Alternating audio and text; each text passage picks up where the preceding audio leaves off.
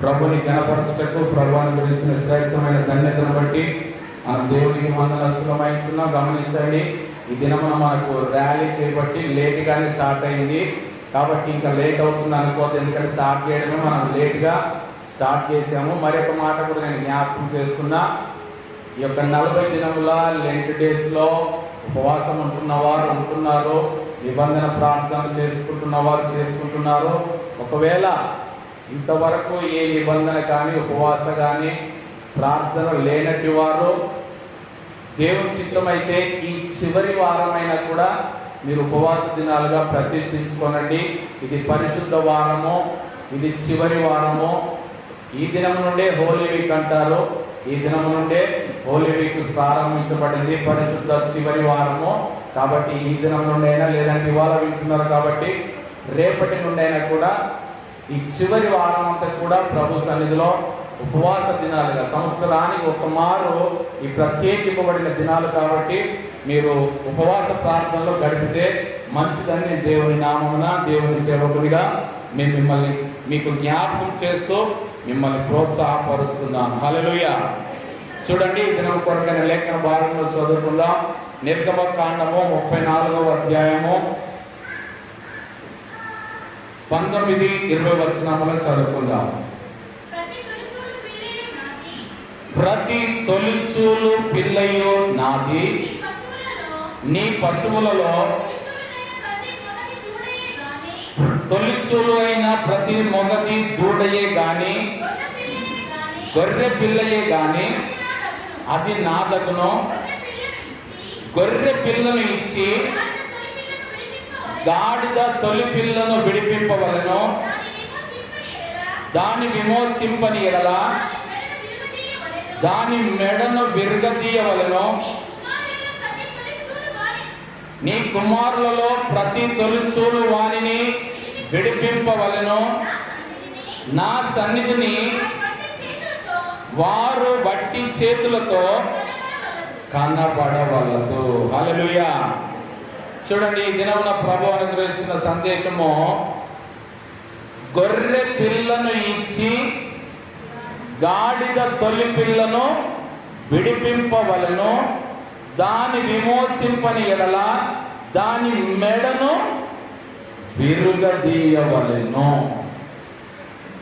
పోయిన వారం ఏంటి సందేశం మనకు? పోయిన వారమే వారము పోయింది, మనము పోయాము. పోయిన వారం సందేశము, గొర్రె కంటే మనుషుడెంతో శ్రేష్ఠుడు. పోయిన వారం సందేశం. ఈ వారం సందేశము, గొర్రె పిల్ల కంటే గాడిద పిల్ల శ్రేష్టం. అందుకే ఇక్కడ రాయబడిన మాట, గొర్రె పిల్లని ఇచ్చి గాడిద తొలి పిల్లని విడిపింపవలెను. అంటే గాడిద తొలి పిల్ల విడిపింపబడుటకు గొర్రె పిల్ల సమర్పించబడుతుందంటే ఏది శ్రేష్టమైనది? గాడిద పిల్ల శ్రేష్టమైనది. పోయిన వారమేమో గొర్రె కంటే మనుష్యుడు శ్రేష్టమైన వాడు. అందుకే అబ్రహామును తన కుమారుడైన ఇస్సాకును బలిగా అర్పించమని దేవుడు అడిగినప్పుడు అబ్రహాము తన కుమారుని మోరియా పర్వతము శ్రేణిలో వధించడానికి సిద్ధపడ్డప్పుడు ప్రభు అన్నాడు, మనుష్యుడు శ్రేష్టమైన వాడు కాబట్టి మనుషునికి మారుగా గొర్రెను వధించమని చెప్పాడు. అక్కడ గొర్రె కంటే మనుషుడెంతో శ్రేష్ఠుడు కాబట్టి మనుషుడు తప్పించబడ్డాడు, బ్రతికించబడ్డాడు, గొర్రె వధించబడింది. ఇప్పుడు అంటున్నాడు, గాడిద తొలిచూలు పిల్ల నాది, దాని కొరకు గొర్రె పిల్లను వెలగా ఇచ్చి దానిని విడిపించాలి. ఒకవేళ మేము విడిపించమండి, మాకు గొర్రె పిల్ల శ్రేష్టమైనది, మాకు గాడిద పిల్లను విడిపించము అంటే ఏం చేయాలా? గాడిద పిల్ల యొక్క మెడను విరగదీయవలను. మెడ విరగొట్టాక గాడిద ఉంటుందా? గాడిద దేనికైనా పనికి వస్తుందా? అది మోసేదంతా దేని మీద? మెడ మీదనే. అది ఎన్ని 100 కిలోల భారం పెట్టినా కూడా మోసేదే మెడ మీద.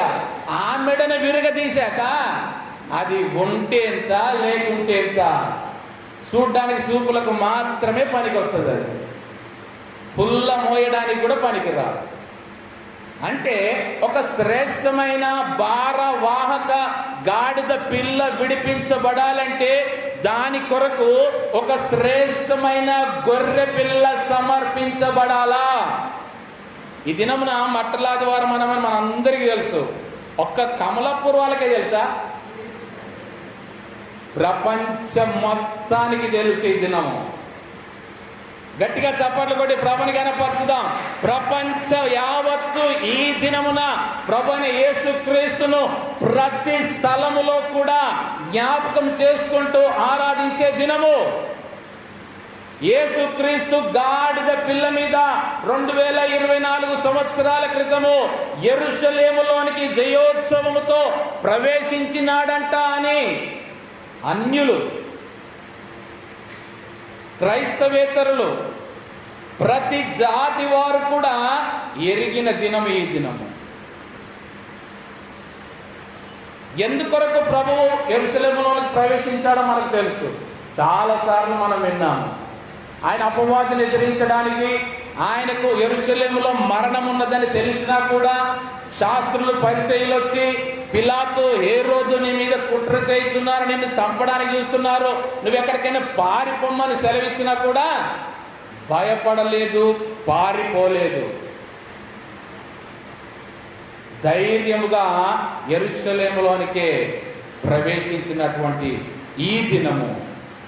ఎందుకొరకు ఆయన గాడిద పిల్ల మీద ఆయన ఆసీనుడుగా ఉండి యెరూషలేములోనికి ప్రవేశింపబడినాడో మనం గమనించుదాం. చూడండి, లూకా సువార్త 19వ అధ్యాయము 29వ వచనం నుండి మనం గమనిస్తే, ఆయన ఒలీవల కొండ దగ్గరనున్న బేత్పగే బెతానియా అను గ్రామముల సమీపమునకు వచ్చినప్పుడు తన శిష్యులనిద్దరిని పిలిచి, మీరు ఎదుటనున్న గ్రామమునకు వెళ్ళుడి, అందులో మీరు ప్రవేశింపగానే కట్టబడి ఉన్న ఒక గాడిద పిల్ల మీకు కనబడును, దాని మీద ఏ మనుషుడును ఎన్నడూ కూర్చుండలేదు, దానిని విప్పి తోలుకొని రండి. ఎవరైనను మీరెందుకు దీన్ని విప్పుచున్నారని మిమ్మును అడిగిన యెడల ఇది ప్రభువునకు కావలసి ఉన్నదని అతనితో చెప్పుడని చెప్పి వారిని పంపెను. పంపబడిన వారు వెళ్ళి ఆయన తమతో చెప్పినట్టే కనుగొని ఆ గాడిద పిల్లను విప్పుచుండగా దాని యజమానులు, మీరు గాడిద పిల్లను ఎందుకు విప్పుచున్నారని వారిని అడిగిరి. అందుకు వారు, ఇది ప్రభువునకు కావలసి ఉన్నదని. తర్వాత వారు యేసు నద్దకు దానిని తోలుకొని వచ్చి ఆ గాడిద పిల్ల మీద తమ బట్టలు వేసి యేసును దాని మీద ఎక్కించి ఆయన వెళ్ళుచుండగా తమ బట్టలు దారి పొడుగునా పరచిరి. ఒలీవల కొండ నుండి దిగుచోటికి ఆయన సమీపించున్నప్పుడు శిష్యుల జన సమూహం అంతయు సంతోషించుచు, ప్రభు పేరిట వచ్చు రాజు స్తుతింపబడును గాక, పరలోకమందు సమాధానమును, సర్వోన్నతమైన స్థలములలో మహిమయు ఉండును గాక అని తాము చూచిన అద్భుతములన్నిటిని గూర్చి మహాశబ్దముతో దేవుని స్తోత్రము చేయసాగిరి. హల్లెలూయా! గట్టిగా చప్పట్లు కొట్టి ప్రభుని కనపరచుదాం. మరి మనకు దేవుడు ఏ అద్భుత కార్యం చేయలేదా? పోయిన సంవత్సరం మట్టలాదివారం దినం మొదలుకొని ఈ సంవత్సరం మట్టలాదివారం దినం వరకు మనకు ఎన్ని అద్భుత కార్యములు జరిగిస్తే, మరి ఈ దినమున ఆయనకు స్తోత్రము చేయడానికి ఎంతమంది వచ్చారు? ప్రతి ఒక్కరికి బొట్టు పెట్టి పిలిస్తేనే గాని దేవుని స్తుతించడానికి రారా? ఆనాడు వారందరూ ఎందుకు వచ్చారు? తాము చూచిన అద్భుతములన్నిటిని గూర్చి మహాశబ్దముతో, కేవలం వారు చూచిన అద్భుతములను బట్టి, మరి మనం పొందుకున్న అద్భుతములను బట్టి ఎంత మహాశబ్దంతో ఆయనకు స్తోత్రములు చెల్లిస్తున్నాం. ఇక్కడ గమనించండి, ఆయన తన 2 శిష్యులను పిలిచి, మీరు ఎదుటున్న గ్రామంలోకి వెళ్ళుడి, అందులో మీరు ప్రవేశింపగానే ఏ గాడిద పిల్ల? ఏ గాడిద పిల్ల? కట్టబడి ఉన్న గాడిద పిల్ల మీకు ఎదురుగా కనబడుతుందని చెప్పాడు ప్రభు. ఒక సూచన చెప్పాడంటే ఖచ్చితంగా నెరవేర్చబడుతుంది. ఆనాడు మేడగదిలో ఎక్కడ పస్కా విందును సిద్ధపరచాలంటే ఒక సూచన ఇచ్చి పంపించాడు. వారు వెళ్ళారు. ఆ నీళ్లకుండా మోసుకొని పోతున్న వాడు ఎదురుగా వచ్చాడు, వాని వెంట వెళ్ళారు. ఇక్కడ కూడా ఏమంటుందంటే, మీరు వెళ్ళండి, బేత్పగే బెత్తని అనే గ్రామములకు ఎదురుగా ఉన్న గ్రామాన్ని చూపెట్టి అక్కడికి వెళ్ళండి. మీరు వెళ్ళగానే కట్టబడి ఉన్న ఒక గాడిద పిల్ల మీకు కనబడుతుంది. ఏ గాడిద పిల్ల కావాలా ప్రభుకి? కట్టబడింది ఎందుకు కావాలా? కట్టబడిన గాడిద పిల్ల ఎందుకు కావాలా?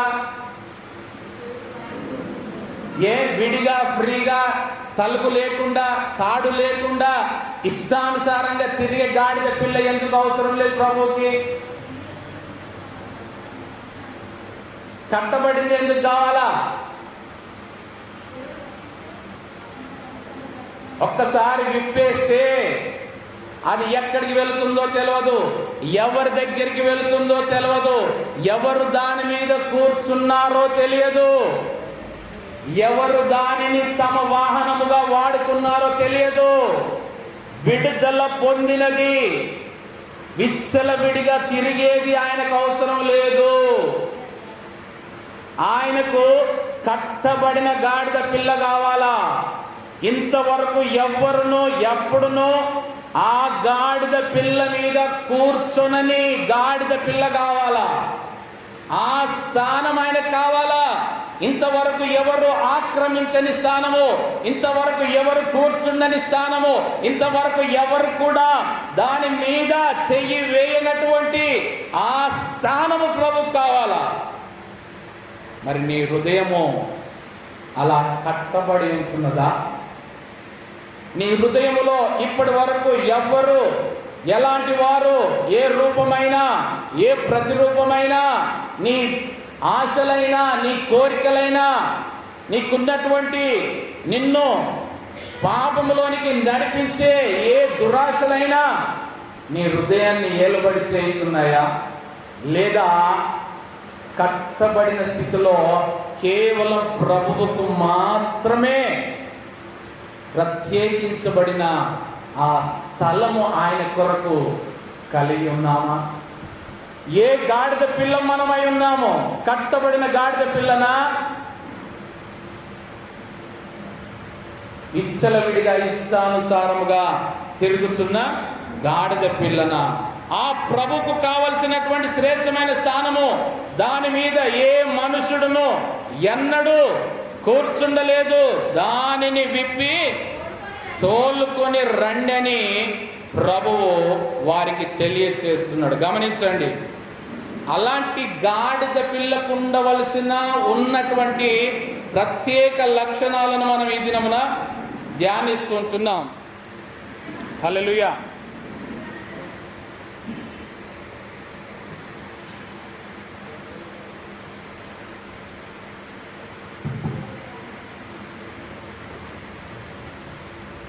ఆ గాడిద పిల్లకు ఉండవలసినటువంటి ఆ శ్రేష్టమైన లక్షణాలను మనం ఈ దినమున గమనించుదాం. కొన్ని లక్షణములను గమనించండి. ఏ పిల్ల కావాలి ప్రభువుకి? సరే, కట్టబడిందని ఏ జంతువు కావాలా? గాడిద కావాలి. గాడిద ఇంగ్లీష్లో ఏమంటారు? డాంకీ. డాంకీ అంటే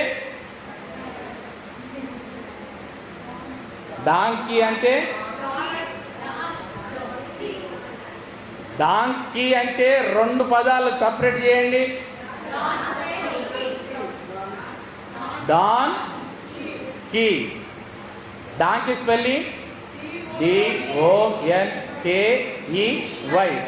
6 అక్షరాలు డాంకీ అంటే.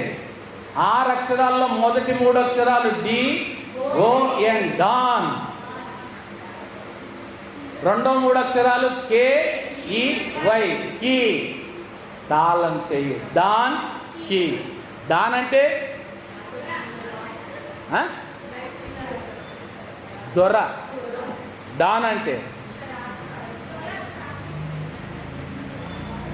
డాన్ ఫైటింగ్ మాస్టరు, గుండా మాస్టరు, ముఠా నాయకుడు. డాన్ అయినేనా? లోకానుసారంగా అయితే 10 మందికి లీడర్గా ఉన్నవాడు, ఆధిపత్యం చెలాయించేవాడు, అధికారం కలిగిన వాడు, రింగ్ లీడరు డాన్ అంటారు. అసలు యాక్చువల్గా డాన్ అనే మాటకి అర్థం ఏంటంటే, కాలేజీలో కానీ యూనివర్సిటీలో కానీ హై గ్రేడెడ్ టీచింగ్ పర్సన్ని డాన్ అంటారు. ఎవరు? ప్రొఫెసర్. తెలుగులో ఆచార్యుడు అంటాం, ఆచార్యులు అంటాం. డాన్ అంటే అసలు యాక్చువల్ అర్థం అది. అంటే పరమ గురువు. లోకానుసారముగా యూనివర్సిటీలో ఆయనను మించిన విద్యావేత్త లేడు. ఆచార్యుడు.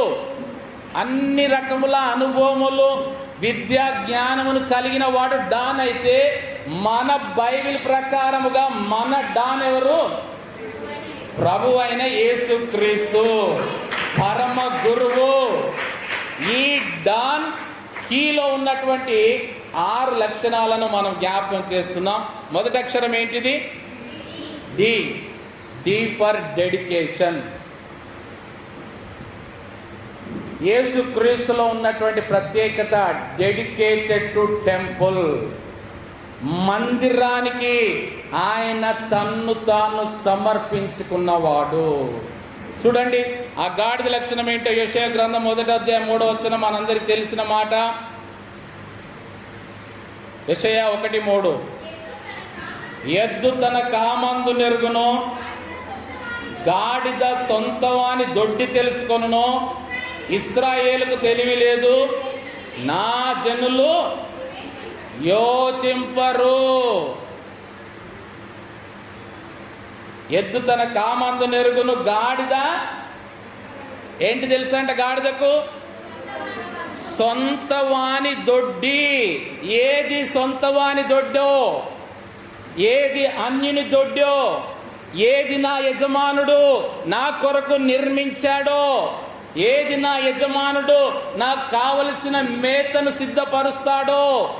ఏది నా యజమానుడు నాకు కావలసిన పానీయమును నా కొరకు సమకూరుస్తాడో?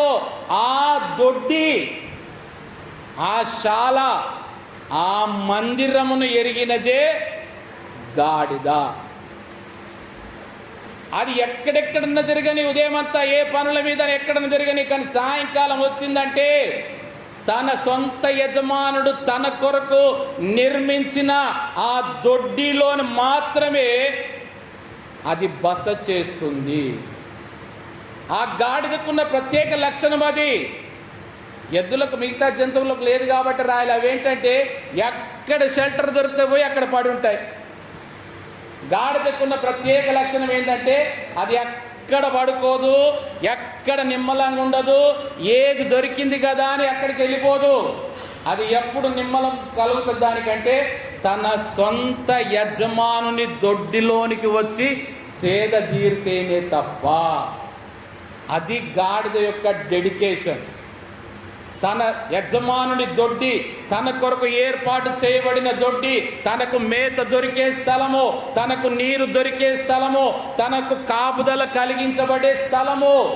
అది గాడిదకు ప్రత్యేకమైనటువంటి లక్షణము. ఆ లక్షణమే మన ప్రభువైన యేసుక్రీస్తు కూడా కలిగి ఉంటున్నాడు. అందుకే అంటున్నాడు చూడండి, కీర్తనల గ్రంథంలో మాట 69వ కీర్తన 9వ వచనము.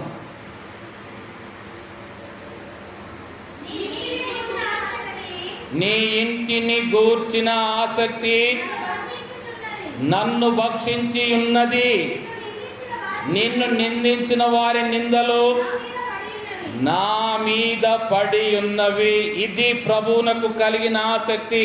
దేని గురించిన ఆసక్తి? ఇంటిని గూర్చిన ఆసక్తి. ఏ ఇంటిని గూర్చిన ఆసక్తి? మన ఇంటిని గూర్చిన ఆసక్తి, మనం కట్టుకున్న ఇంటిని గూర్చిన ఆసక్తి, మనం రెంట్ ఉన్న ఇంటిని గూర్చిన ఆసక్తి. మనం కట్టుకున్న ఇంటి మీద కూడా మనం శ్రద్ధ పెట్టాం, కానీ రెంట్ ఉన్న ఇంటిలో మాత్రం శ్రద్ధ బాగా పెడతాం. ఎందుకు? ఎక్కడ నీట్గా లేకపోతే యజమానుడు ఎప్పుడు ఖాళీ చేయమంటాడో, ఎప్పుడు వెళ్ళగొడతాడో, మరల ఎక్కడ కొత్త ఇల్లు వెతుక్కోవాలో అంత జాగ్రత్త కలిగి ఉంటున్నామే. ఎందుకు? కిరాయి ఇల్లు కాబట్టి. మరి నీ సొంత ఇంటికి నువ్వు ఇంకెంత జాగ్రత్త కలిగి ఉండాలా? ప్రభువైన యేసుక్రీస్తుకి పరలోకాన్ని విడిచిపెట్టి భూమి మీద మనుష్య కుమారుడిగా జన్మిస్తే ఆయన అంటాడు కదా, రబ్బీ, బోధకుడా, నీవెక్కడ కాపురం ఉన్నావు?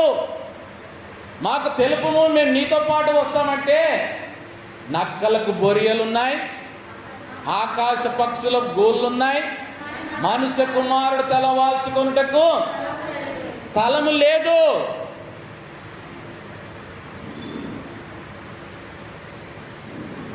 होटल में खाना,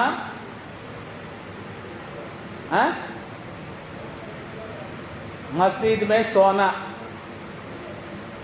అది నానుడి. మన ఉర్దూ వాళ్ళు, మన పితరులు ఏంటంటే, ఏ ఇల్లు లేని వాడికట వెనకట ఎలా ఉండేదంటే, ఎక్కడ హోటల్లో తినొచ్చి రాత్రిపూట మసీదులో పడుకునే వాళ్ళంట. ఒక కాపుదల స్థలం ఉంటుంది, పవిత్ర స్థలం అని. హోటల్ మే కానా, మసీద్ మే సోనా. అది మన ప్రభు పరిస్థితి. ఆయనకు కూడా సొంత ఇల్లు లేదు, తలవాల్చుకోవడానికి స్థలం లేదు. అందుకే తండ్రి ఇంటిలో పగలంతా కూడా లేచిన దగ్గర నుండి సాయంకాలం అయ్యేంత వరకు కూడా దేవాలయంలో ఉంటూ సువార్తను ప్రకటిస్తూ ఆయన దగ్గరికి వచ్చిన వారిని అందరినీ స్వస్థపరుచు, రాత్రి కాలం అయిందంటే ఒలీవల కొండకు వెళ్ళి రాత్రంతా ప్రార్థనలో గడిపేవాడు. అది ఆయన ఇంటిని గూర్చిన ఆసక్తి. నన్ను భక్షించి ఉన్నది. మరి మన ఆసక్తి దేని మీద భక్షిస్తున్నది? మనల్ని ఏ రీతిగా భక్షిస్తున్నది? మన ఆసక్తి దేని మీద కలిగి ఉంటున్నావో ఆసక్తిని, ఏ దాని మీద నువ్వు భక్షింప చేయబడుచున్నావో. ఇంటిని గూర్చిన ఆసక్తి కలిగినటువంటి వారు క్రొత్త నిబంధనలో మరి ఇద్దరు కూడా ఉంటున్నారు. ఎవరు?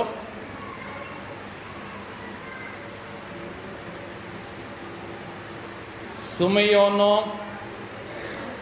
అన్నా ప్రవక్త్రి.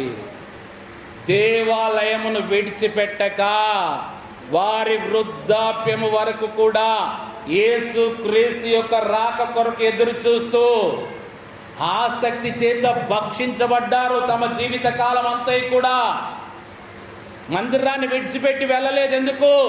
ఏ దినమున ప్రభు వస్తాడో తెలియదు.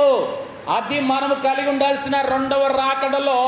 ఏ దినమున మేము మందిరములో లేకపోతే, మాకు తెలియకుండా మేము ఎక్కడికైనా వెళ్ళిపోతే, ఎప్పుడు మరియమ్మ వస్తుందో, ఎప్పుడు యోసేపు వస్తాడో, ఎప్పుడు బాలుడైన యేసును తీసుకొని వస్తారో, ఎప్పుడు 8వ దినమున ధర్మశాస్త్ర ప్రకారము నెరవేర్చుకొని వారు వెళ్ళిపోతే మాకు భాగ్యము కోల్పోతామేమో అని ఆసక్తి కలిగి మందిరమును విడిచిపెట్టక పడిగాపులు కాసుకున్నవారు. ఒక సుమయోను, ఒక అన్న, వారి జీవిత కాలం అంతా కూడా ఆ ఒక్క గడియ కొరకు వారు వేచి ఉన్నారు. మరి మన ఆసక్తి ఎంతగా మనల్ని భక్షిస్తున్నదో మనల్ని మనం పరిశీలన చేసుకుందాం. తర్వాత డాంకీలో రెండవ అక్షరం ఏంటి? ఓ అంటే ఒబీడియన్స్. హెబ్రీ పత్రిక 5వ అధ్యాయం 8వ వచనం చూడండి. హెబ్రీ పత్రిక 5వ అధ్యాయం 8వ వచనం. ఆయన కుమారుడయుండియు తాను పొందిన శ్రమల వలన విధేయతను నేర్చుకొనెను. మరలా చదవండి. ఆయన ఏ కుమారుడు?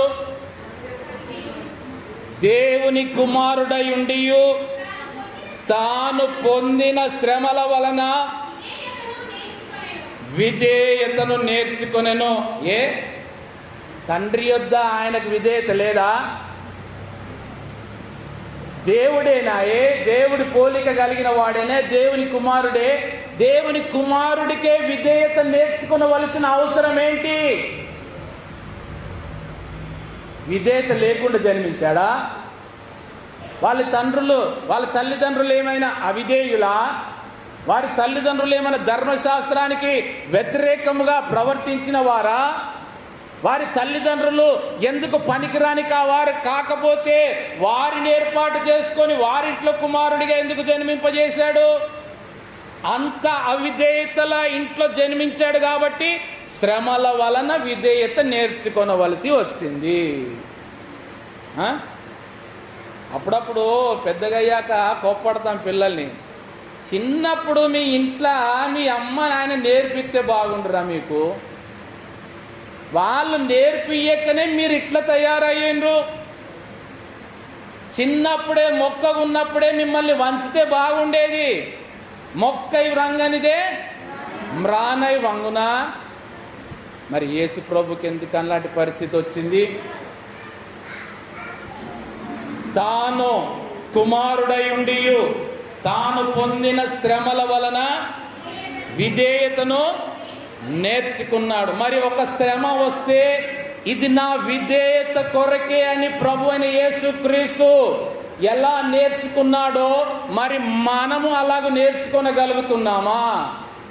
ఒక శ్రమ రాగానే, ఒక శోధన రాగానే, ఒక ఇబ్బంది రాగానే, ఒక ఇరుకు రాగానే నేను ఇంత విధేయురాలను కదా, నేను ఇంత విధేయుణ్ణి కదా, నేను ఇంత భక్తి పరుణ్ణి కదా, నేను ఇంత విశ్వాసరాలని కదా, నేను ఇంత క్రమములో ఉంటున్నాను కదా, నాకెందుకు ఈ శ్రమ వచ్చింది? ఇది మన వర్షన్. కానీ ప్రభువైన యేసుక్రీస్తు వర్షన్ అది కాదు. నాకు శ్రమ కలుగుతున్నది అంటే నేను విధేయతను నేర్చుకొనుట కొరకే. నేను విధేయతను నేర్చుకొనుట కొరకే నాకు శ్రమ కలుగుతుంది. గమనించండి, మనకు తుఫాన్ వచ్చిందంటే మనం అల్లకల్లోలం అయిపోతాం. గాడుపు, గాలి దుమారము, వర్షము, తుఫాను రాగానే మనం ఏమైపోతాము? కింద మీద అయిపోతాం. ఎప్పుడైపోతుందా అని. కానీ ఆ తుఫానును బట్టి సంతోషించేటి ఒకటి ఉన్నాయి తెలుసా? తుఫాను వస్తే మనము ఆందోళన చెందుతాం, కానీ తుఫాను రావడం మాకెంతో సంతోషమని పులకరించి నాట్యం ఆడేటివి ఉన్నాయి. ఏంటివి? చెట్లు. నేను చెప్పిన ఆన్సరే. అవి ఎప్పుడెప్పుడు తుఫాను వస్తాయో ఎందుకు? ఆ తుఫాను ద్వారా మేము కదిలించబడినప్పుడు ఈ నేలంతా కూడా చదును చేయబడినప్పుడు, పచ్చికైనప్పుడు మేము మరీ ఎక్కువగా మా వేర్లను లోతులోనికి దించుకుంటాము. ఎందుకు? వాటికి దించేవారు లేరు కాబట్టి. వారికి వాటిని పట్టించుకొని అయ్యో చెట్లు వేర్లు కిందికి పోవాలా, బలంగా పైకి ఎదగాలని వాటి కందకం తీసి వాటిని లోపలికి పెట్టేవారు మనం లేము కాబట్టి. ఎందుకంటే తుఫాను రాగానే తలుపులు వేసుకొని లోపల భయంతో కూర్చుంటాం. కానీ ఆ చెట్లయితే మాకు మంచి అవకాశము, మేము బలపడడానికి మంచి అవకాశము, మా వేర్లు లోపలికి వెళ్ళడానికి మంచి అవకాశము, మేము గట్టిగా పైకి ఎదగడానికి మంచి అవకాశం అని ఆ శ్రమను ఆశీర్వాదముగా మార్చుకుంటున్నాం. మన ప్రభువైన యేసుక్రీస్తు కూడా శ్రమల వలన, శ్రమల ద్వారా, శ్రమల గుండా విధేయతను నేర్చుకుంటున్నాడు. గమనించండి, ఒక శిల్పి తన ఉలితో ఒక శిల మీద పోటు వేస్తేనే కానీ శిల్పము కాదు. నీవు పనికిరాని రాయివిగా ఉన్నావు, నీకు ఏ రూపము లేదు, నీ స్వరూపం అంతా పోయింది, నీకు ఏ రూపం లేదు. కాబట్టి ఈ శ్రమలు అనేటువంటి ఉలిపోట్లు నీకు తగులుతున్నాయంటే నీలో పనికి రాని ఆ పదార్థాన్ని ప్రభు తీసివేసి నిన్నొక స్వారూప్యములోనికి చెక్కుకుంటున్నాడు. ఒక రాయికే ఉలిపోటు తప్పకపోతే ఒక శిల్పముగా మారడానికి అది ఎన్ని దెబ్బలు తింటే మీరు గమనించండి. 2 రాళ్ళు ఉన్నాయంట. ఆ 2 రాళ్ళు కూడా రోజు ప్రార్థన చేసుకుంటున్నాయంట. ఒక రాయి ఏమంటున్నదటంటే, అందరూ నన్నే చూడాలి, అందరూ నాకే నమస్కారం చేయాలి, అందరూ నాకే దండం పెట్టాలి. ఒక రాయి ప్రార్థన అది. అందరూ నన్నే కొలవాలి. ఇంకో రాయి అంటుందట కదా, నన్నెవ్వరు పట్టించుకోకపోయినా పర్వాలేదు, నన్నెవరు కొలవకపోయినా పర్వాలేదు, నన్నెవ్వరు చూడకపోయినా పర్వాలేదు అనుకున్నాడు. ఆ రాళ్ళను బట్టి వాటికి 2 రూపములు ఏర్పాటు చేయబడ్డాయి. మొదటి రాయికేమో విగ్రహముగా చెక్కడానికి ఇష్టపడ్డది. తనని అందరు గుర్తించాలా, తనని అందరు కొలవాలా, తనని అందరు నమస్కరించాలంటే దానికి తగినటువంటి శ్రమలు కూడా పొందుకోవడానికి సిద్ధపడాలా. ఇంకో రాయి అనుకుంది, ఎవరు నన్ను పట్టించుకోవాల్సిన అవసరం లేదనుకుంటే ఏ శ్రమ లేదు, ఏ ఉలిపోట్లు లేవు. ఎక్కడున్నావు? కాళ్ళ దగ్గర ఉన్నావు. ఎందుకు? ఉలిపోట్లు అంటే పడై, శ్రమలంటే పడై, శోధనలంటే పడై. ఎక్కడుంటావు? కాళ్ళ దగ్గర ఉంటావు. అన్ని భరించిన శిల శ్రేష్టమైన స్థానంలో ఉంటున్నది. మరి మన జీవితంలో మనకి ఏది అవసరమో, మనలో ఏది ఉండాలో, మనం ఏ రూపంలోనికి రావాలో మన ప్రభువుకు తెలిసినప్పుడు మనల్ని మనము సమర్పించుకుంటే ఆయన మనలో ఉన్నటువంటి ఆ కల్మషాన్ని తీసివేస్తాడు. గమనించండి, ఆ గాడిద తన మీద నాకు ఇంత బరువు మాత్రమే మోపండి, నేను దీన్ని మాత్రమే భరిస్తానని రిక్వెస్ట్ పెట్టుకుంటుందా యజమానునితో? యజమానుడా, నేను నీ దగ్గర ఉన్నాను, నీ బరువు మోయడానికే ఉన్నాను, నీవు నన్ను ఇన్ని ఇంట చేర్చుకున్నావంటే నీ భారములు మోయడానికే, కానీ నేను చాలా సున్నితమైన దానని యజమానుడా, నేను ముట్టుకుంటే కందిపోయే రకాన్ని యజమానుడా, నాకు కిల కంటే ఎక్కువ భారం పెట్టకు యజమానుడా, నా మీదను మోపాలనుకుంటే 2-3 కిలోలు మాత్రమే మోపు, 5 కూడా దాటనీయకు. ఏ గాడిదైనా కోరుకుంటుందా? పోనీ ఒకవేళ కోరుకున్నదే అనుకో, ఏ యజమానుడైనా దాని కోరికను మన్నిస్తాడా? మరి మనం స్పెషల్ గాడిదలం. మనం ప్రభువా నాకు ఇంత భారమే పెట్టు ప్రభువా, నేను భరించలేను ప్రభువా, నాకు కొద్దిగానే పెట్టు ప్రభువా, నాకు చిన్నది చాలు ప్రభువా. ప్రభు అంటాడు, అలాంటి గాడిద నాకు పనికిరాదు. నిన్ను నా దగ్గరికి తెచ్చుకున్నది నా భారం మోయడానికి. ఏ రకమైన భారం ఇచ్చినా, ఏ రకమైన భారం మీద పెట్టినా మోయగలగడానికే నీవు ఉన్నావు, మారు మాట్లాడడానికి లేదు. ఇది కాదు, అది కాదు, ఇది మోస్తా, నేను అది మోయా, నాకు ఇది మాత్రమే భరిస్తా. గాడిద స్వభావం అది ఎంత మాత్రము కాదు. ఏ యజమానునికి నీ రిక్వెస్ట్ విని నీ ప్రకారంగా నడిపించాలనుకుంటే వెంటనే యజమానుడు ఏం చేస్తాడు? రిప్లేస్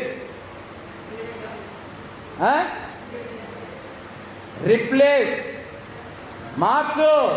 పనివాడితో చెప్తాడు, పనివాడా ఈ గాడిదను మనకు అవసరం లేదు, తీసేయి, ఈ గాడిదను పక్కన పెట్టేయి. మన భారములు భరించినప్పుడు, మనకు ఉపయోగపడినప్పుడు, మన చెప్పిన రీతిగా లోబడినప్పుడు ఈ గాడిద ఎందుకు? అది సున్నితమైనది మోసే గాడిదైనప్పుడు విడిచిపెట్టు, పంపించి వేసేయి. మనకు అవసరమైన, మనకు తగిన, మన భారములు మోయగలిగిన. ఎందుకు? గాడిద పిల్లగా నిన్ను కట్టబడి ఉంటే నిన్ను విడిపించినప్పుడు విడిపించి తీసుకురాబడుతున్నది ఎందుకొరకు? ఎందుకొరకు కట్టబడిన గాడిద పిల్లను విడిపించి తీసుకొని రాబడింది?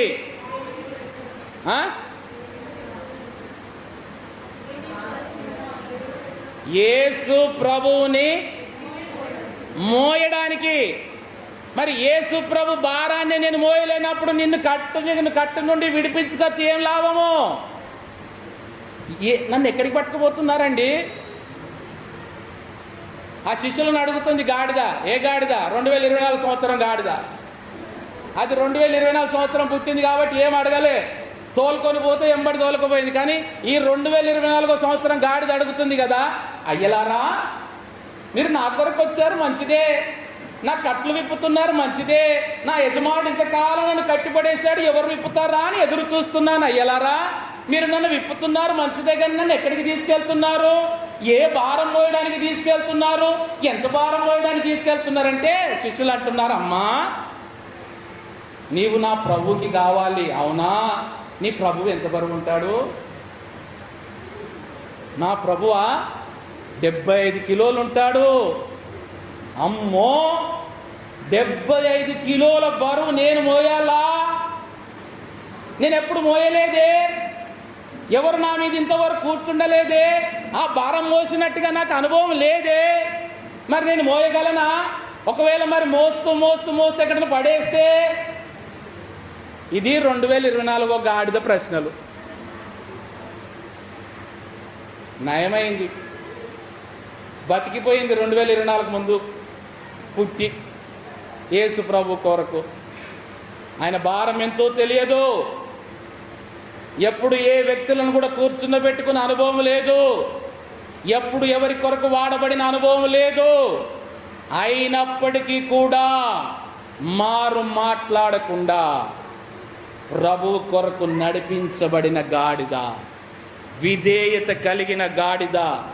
ఏ భారమైనా కూడా, ఎంత భారమైనా కూడా కోరుకోకుండా అప్పగించిన దానిని మోయగలిగిన గాడిద, విధేయత కలిగిన గాడిద మన ప్రభువైన యేసుక్రీస్తు. ఆనాడు తండ్రి కూడా ప్రభువుకు చెప్పాడు, అయ్యా కుమారుడా, నీవు భరించవలసిన భారము ఇది, నీవు మోయవలసిన భారం ఇది. అంటే తండ్రి నీ చిత్తమైతే ఆ భారాన్ని తొలగించు, నేను దానిని తట్టుకొనలేను, దానిని గురించి ఆలోచిస్తేనే నా ప్రాణములు తల్లడిల్లిపోతున్నాయి. ఆ భారం ఇంతవరకు ఎప్పుడు మోయింది? ఒక్కరి భారం కాదు, ఇద్దరి భారం కాదు, ముగ్గురి భారం కాదు, గాడిదకు ఒక్కరి భారమే. కానీ యేసుక్రీస్తుకు సర్వ మానవాళి పాప భారము నా మీద మోపబడుతుందని తెలిసినప్పుడు గెత్సెమనే తోటలో ప్రార్థన చేస్తున్నాడు. ఫలితము లేదు. చెమట రక్తపు బిందువుగా మారేంత వరకు ఆ భారాన్ని తలుచుకుంటేనే, ఆ భారాన్ని ఊహిస్తేనే, ఆ భరించలేని ఆ భారానికి మనకు ఉండాల్సిన బీపీ కొద్దిగా ఎక్కువైతేనే నరాలు చిట్లిపోయి చచ్చి ఊరుకుంటారు. ప్రభువుకు ఎంత వేల లక్షల కోట్ల మంది పాప భారము మీద మోపబడక ముందే ప్రార్థిస్తూనే ఆ చెమట రక్తపు బిందువులుగా మారిపోయింది. తట్టుకోలేకపోయింది ఆ ప్రెషర్. ఆ బాడీ ఆ ప్రెషర్ని తట్టుకోలేకపోయింది. ఆ బీపీ, ఆ బ్లడ్ ప్రెషర్ను తట్టుకోలేకపోయింది. అయినప్పటికీ కూడా నీవు మోయాలి అన్నాడు తండ్రి. అంతే, ఇంకో ఆప్షన్ లేదు. నీకు బదులుగా వేరెవరిని పెట్టడానికి లేదు. ఇంతవరకు మనుషులను పెట్టాను కాబట్టి, వారు కాదన్నారు కాబట్టి నిన్ను పెట్టాను. మరలా నీవున్నాను, నేను ఉండను, నేను మోయనంటే నో ఆల్టర్నేట్. నీవు మోయాల్సిందే. చిత్తము తండ్రి విధేయత చూపాడు, మోస్తానని సిద్ధపడ్డాడు. అది విధేయత. మరి యేసు ప్రభువుకే, దేవుని కుమారుడికే శ్రమల వలన విధేయత నేర్చుకొనవలసి వస్తే నీవు నేను ఏ పాటి వారము? ఆయన జన్మములో, ఆయన నడవడిలో, ఆయన ప్రవర్తనలో, ఆయన పరిశుద్ధతలో ఏ పాటి వారము? 100%లో ఒక 1% అయినా మనకు ఆధిక్యత ఉన్నదా? మరి అలాంటి వారము శ్రమల వలన విధేయత నేర్చుకోవడానికి ఎందుకు ఇష్టపడట్లేదు? తర్వాత మూడో అక్షరం ఏంటి? ఎన్. దానిలో మూడో అక్షరము ఎన్. ఎన్ అంటే నార్మల్, సహజమైన, సాదా సీదా. గాడిదకి ఏమైనా ఆడంబరాలు ఉంటాయా? పనికి రాని గాడిద. ఎందుకు? చూడడానికి కూడా పనికి రానిది, సాదాగా ఉంటుంది. ఇంత పొడుగు చెవులేసుకొని, ఇంత పెద్ద గాండ్రిపు స్వరం వేసుకొని, వినసొంపుగా ఉండనిది, చూడడానికి పనికి రానిది, వినడానికి పనికి రానిది, అందవికారమైనది, ఎందుకు ఎన్నిక లేనిది, సహజమైన గాడిద. యేసు ప్రభు కూడా ఒక రాజకుమారుడిగా జన్మించలా, రాజుల గృహములో జన్మించలేదు, ఉన్నతమైన కుటుంబములో ఆయన పుట్టడానికి ఇష్టపడలేదు. నీవు నాకొక శరీరమును అమర్చితివి అంటాడు. నేను ఆత్మస్వరూపుడనై ఉండగా నాకొక శరీరమును అమర్చితివి. ఒక మానవ శరీరం ఉంటే చాలు తండ్రి అనుకున్నాడు. ఏ రీతిగానైతే ఏదేని తోటలో నేల మంటితో నరుని నిర్మించాడో ఆ నరునికి ఉన్న లక్షణాలే ఉంటే చాలు అనుకున్నాడు. రాజభోగములు కోరుకోలేదు, రాజవస్త్రములు కోరుకోలేదు, రాజ్య సంపదలు కోరుకోలేదు, పనిమారిని కోరుకోలేదు, ఆర్భాటాలను కోరుకోలేదు, గుర్రములాగా, ఏనుగులాగా, అంబారీలాగా తీర్చిదిద్దడానికి ఇష్టపడలేదు.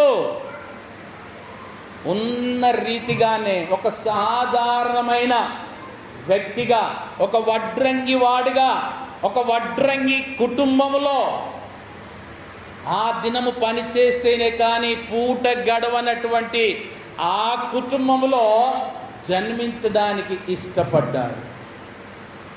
అది గాడిదకు ఉన్నటువంటిది. గాడిదను కూడా మనం పెంచుకుంటే, గాడిదను కూడా తెచ్చుకుంటే, ఆ గాడిదలు కలిగిన యజమానుడు వాటి కొరకు ఏమి శ్రేష్టమైనవి నిర్మించడు, వాటి కొరకు శ్రేష్టమైన స్థలాన్ని సిద్ధపరచడు, వాటికి శ్రేష్టమైన భోజనమే నీరే కానీ పెట్టడు. ఏదో పడేసినట్టుగా పడేస్తాడు అంతే. ఏదో దానికి ఆకలి అయితే 4 గడ్డి మెతుకులు తిని బ్రతుకు, దూపైతే అవి నీ కొరకు నీళ్లు పెట్టిన తాగు, అవి నిన్నటియా మొన్నటియా ఎప్పటియో. అయినప్పటికీ కూడా ఆ గాడిద ఉన్న వాటితో సర్దుకొని పోతుందే తప్ప, నేను ఈ నీళ్లు తాగుతానా, నాకు ఈ ఎండుగడ్డి పెడతారా, నన్ను ఈ స్థలములో పరుండబెడతారా, వంకలు పెట్టే గాడిద కాదు అది. గాడిద స్వభావం వంకలు పెట్టే స్వభావం కాదు. ఏ ఎండుగడ్డివే, ఏ పచ్చిగడ్డివే, ఏ గడ్డైనా పర్లేదు తినడానికి. ఏది తినాలని అది ఆలోచించదు, దేని ద్వారాన ఆకలి తీరుతుందని ఆలోచిస్తుంది. ఏది తింటే నా శరీరానికి శ్రేష్టమైనదో కాదు, ఏది తింటే నా ఆకలి తీరుతుందో, సహజమైనది, సాదా సీదాగా ఉండేది. అందుకే చూడండి, ప్రభువు కూడా ఫిలిప్పీ పత్రిక 2వ అధ్యాయం 7వ వచనంలో అంటున్న మాట, ఏ స్వరూపాన్ని ధరించుకున్నాడు? మనుషుల పోలికగా పుట్టి దాసుని స్వరూపమును ధరించుకొని తన్ను తానే రిక్తునిగా చేసుకొనెను. హల్లెలూయా. చూడండి 6వ వచనములో, ఆయన దేవుని స్వరూపము కలిగిన వాడై ఉండి దేవునితో సమానముగా ఉండుట విడిచిపెట్టకూడని భాగ్యమని ఎంచుకొనలేదు గాని, మనుషుల పోలికగా పుట్టి దాసుని స్వరూపాన్ని ధరించుకొని తన్ను తానే రిక్తునిగా చేసుకొనెను. కొన్ని జీవాత్మలను సృజించేటప్పుడు ఆ ఆత్మలను దేవుడు మీకు ఏ రూపం కావాలో కోరుకోమంటాడు.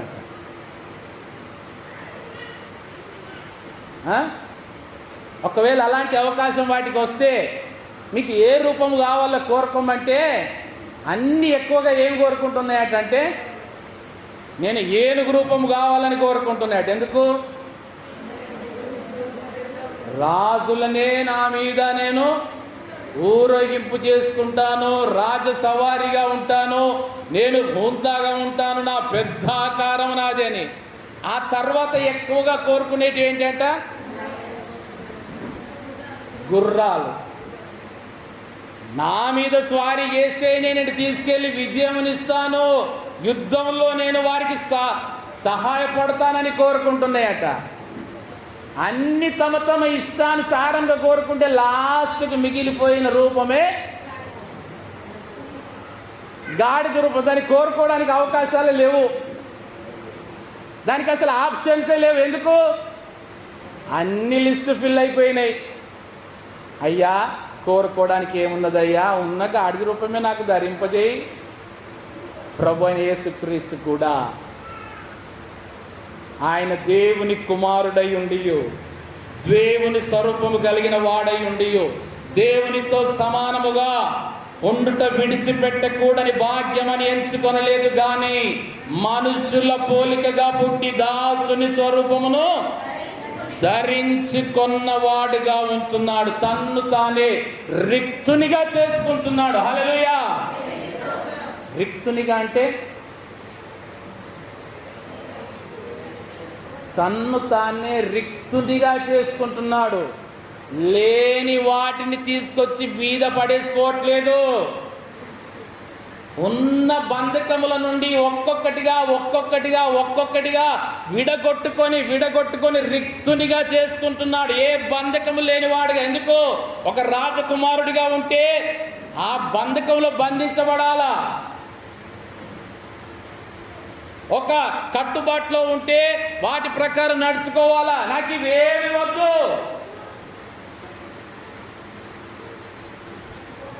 ఒక గుర్రముగా ఉంటే దానికి ఎన్ని నేర్పించాలా, ఒక ఏనుగుగా ఉంటే దాన్ని ఎంత సిద్ధపరచాలా, ఒక్కొక్కటిగా ఎన్నో సిద్ధపరచాలా, ఎన్నో ట్రైనింగ్లు ఇవ్వాలా. కానీ గాడిదకు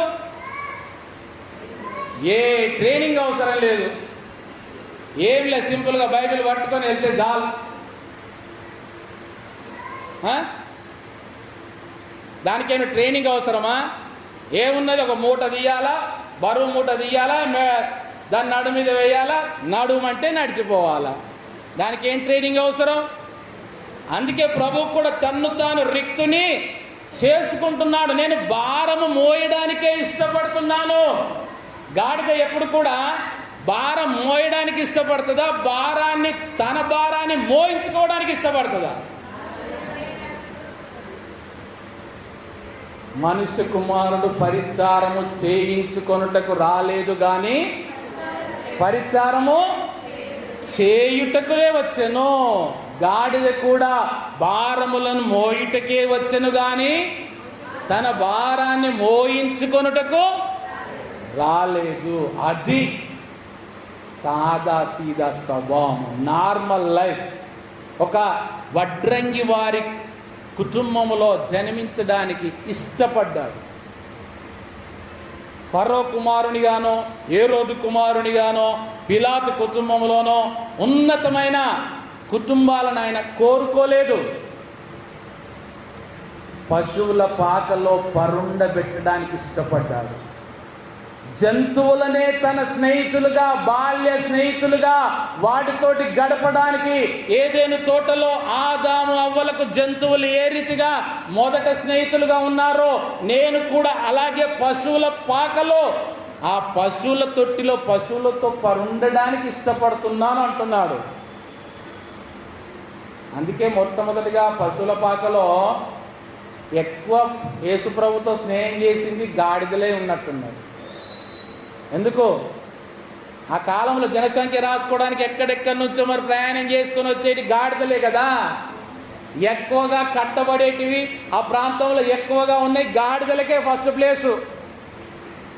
అందుకే గాడిదలు యేసుప్రభుతో బాగా కలిసిపోయాయి.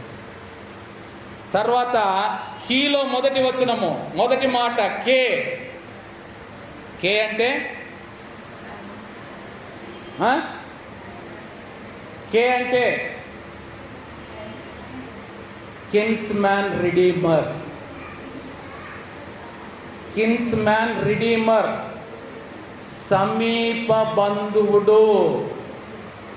ఎవరికి సమీప బంధువుడు? ఎవరికి? ఉదాహరణ,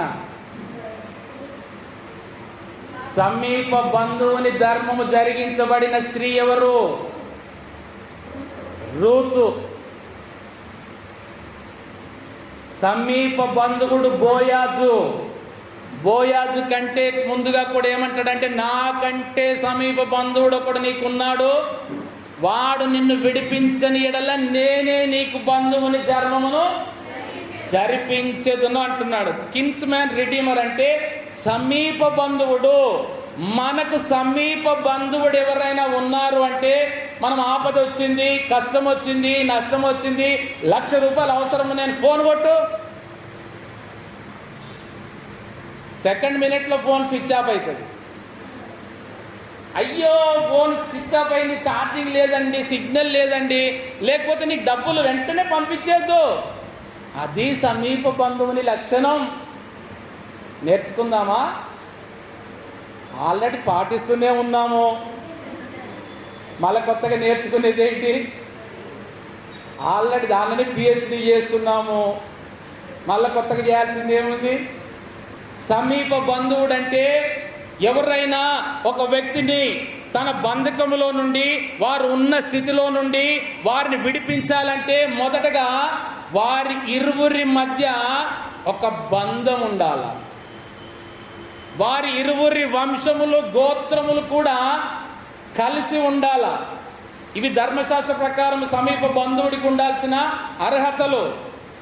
రెండవది, ఆ విడిపించే సమీప బంధువుడు ధనవంతుడై ఉండాల. ఊరికినే నాకు సమీప బంధువుడు నేను విడిపిస్తానంటే కాదు. నువ్వు విడిపించాలంటే ఆ తగిన రుసుము చెల్లించగలిగిన ధనవంతుని స్థితిలో ఉండాలా. మూడవది, ఇష్టపూర్తిగా విడిపించడానికి సిద్ధపడ్డవాడై ఉండాలి. ఎవ్వరు పడితే వారు విడిపించడానికి లేదు. నీకు రక్త సంబంధం ఉన్నదా? నీవు ఐశ్వర్యవంతుడివా?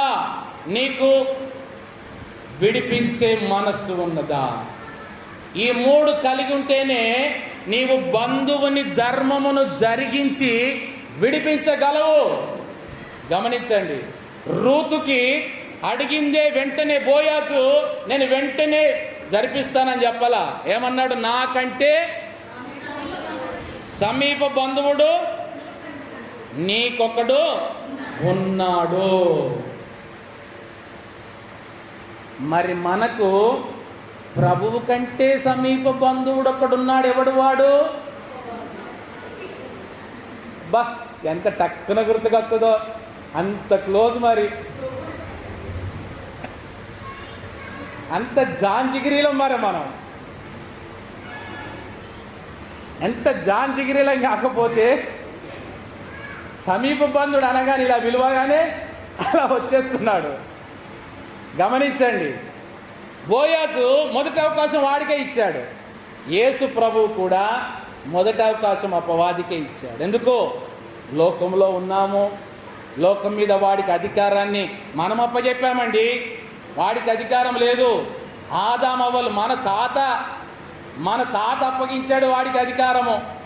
అందుకని మొదటి అవకాశం వాడికే ఇచ్చాడు. నువ్వు విడిపించుకోమంటే వాడు రెడీగానే ఉన్నాడు. వాడు ధనవంతుడే, వాడు ఇష్టపూర్తిగా విడిపించుకోవాలి, వాడికి సంబంధం ఉంది. కానీ వాడికి ఏం కావాలా? వాడికి మనుషులు అవసరం లేదు. వాడికి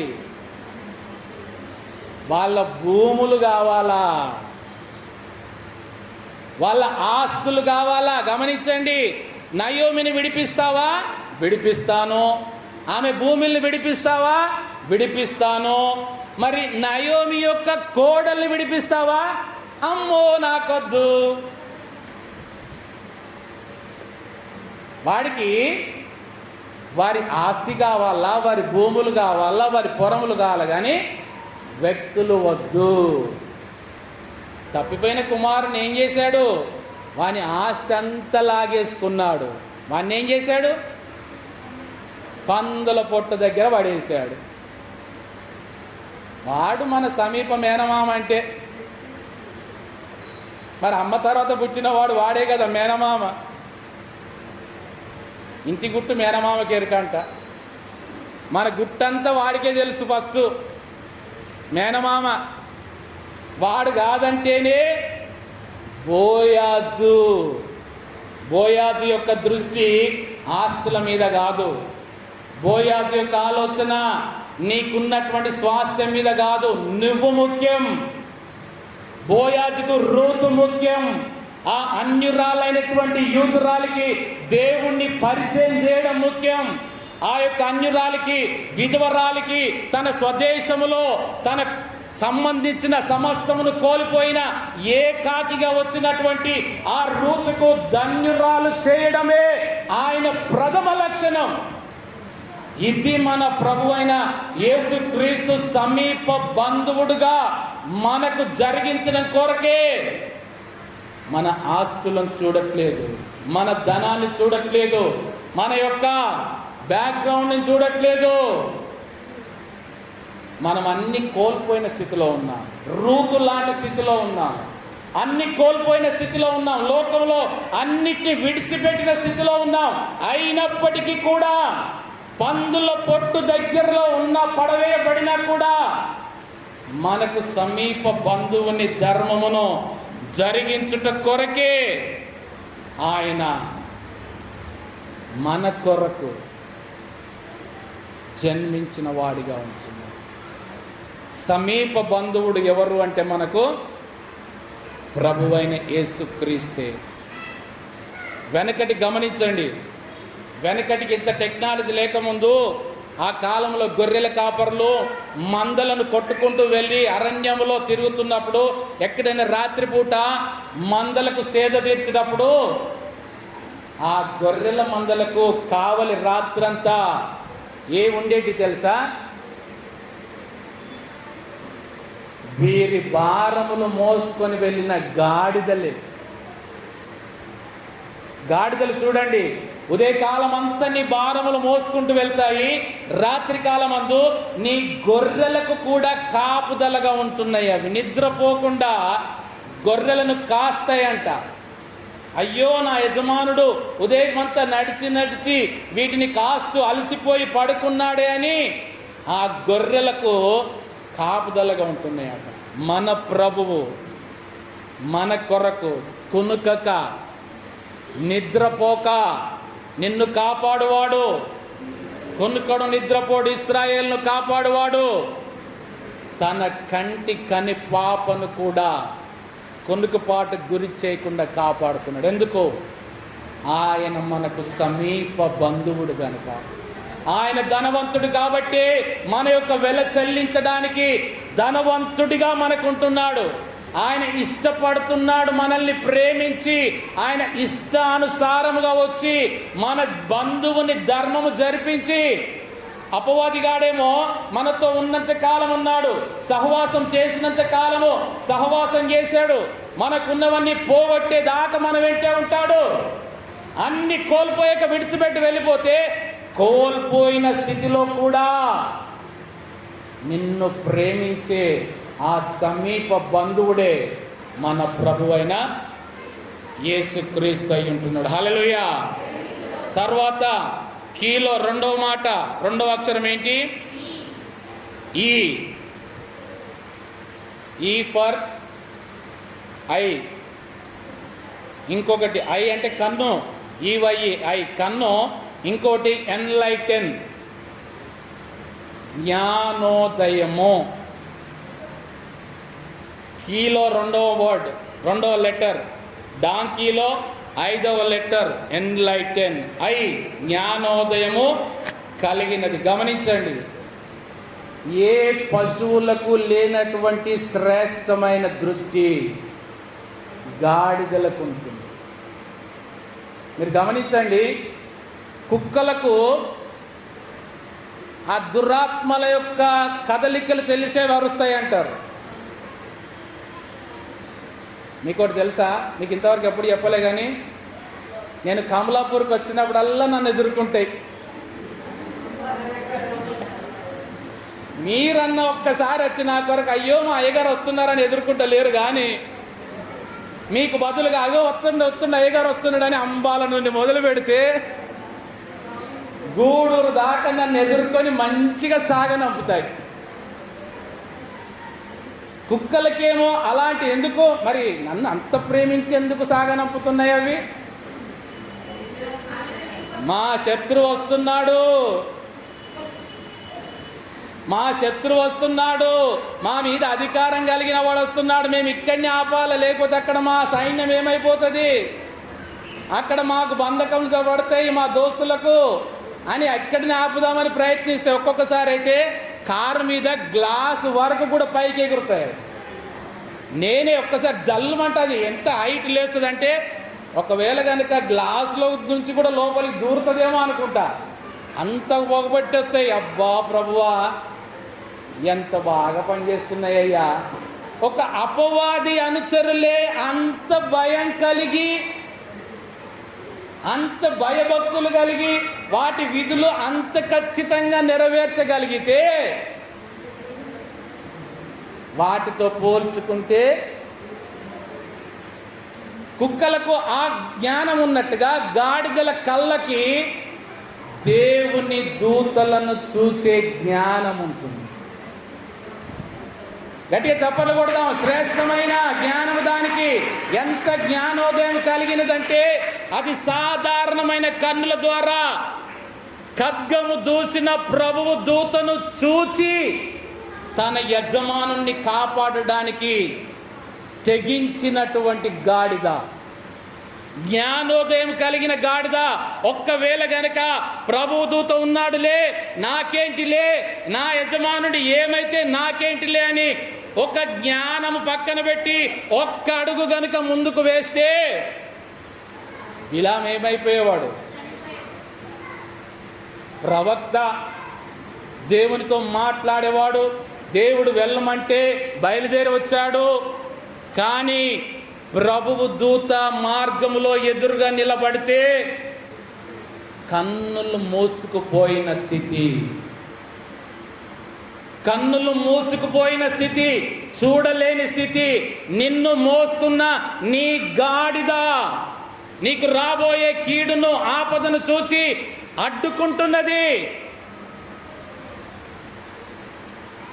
మరి మన మనోనేత్రములకు అపవాది గ్రుడ్డితనము కలగచేసి, మన కన్నులకు గ్రుడ్డితనం అనేటువంటి ముసుగును కలగచేసి ఆయనను చూడకుండా మనల్ని దూరపరచడానికి ప్రయత్నిస్తుంటే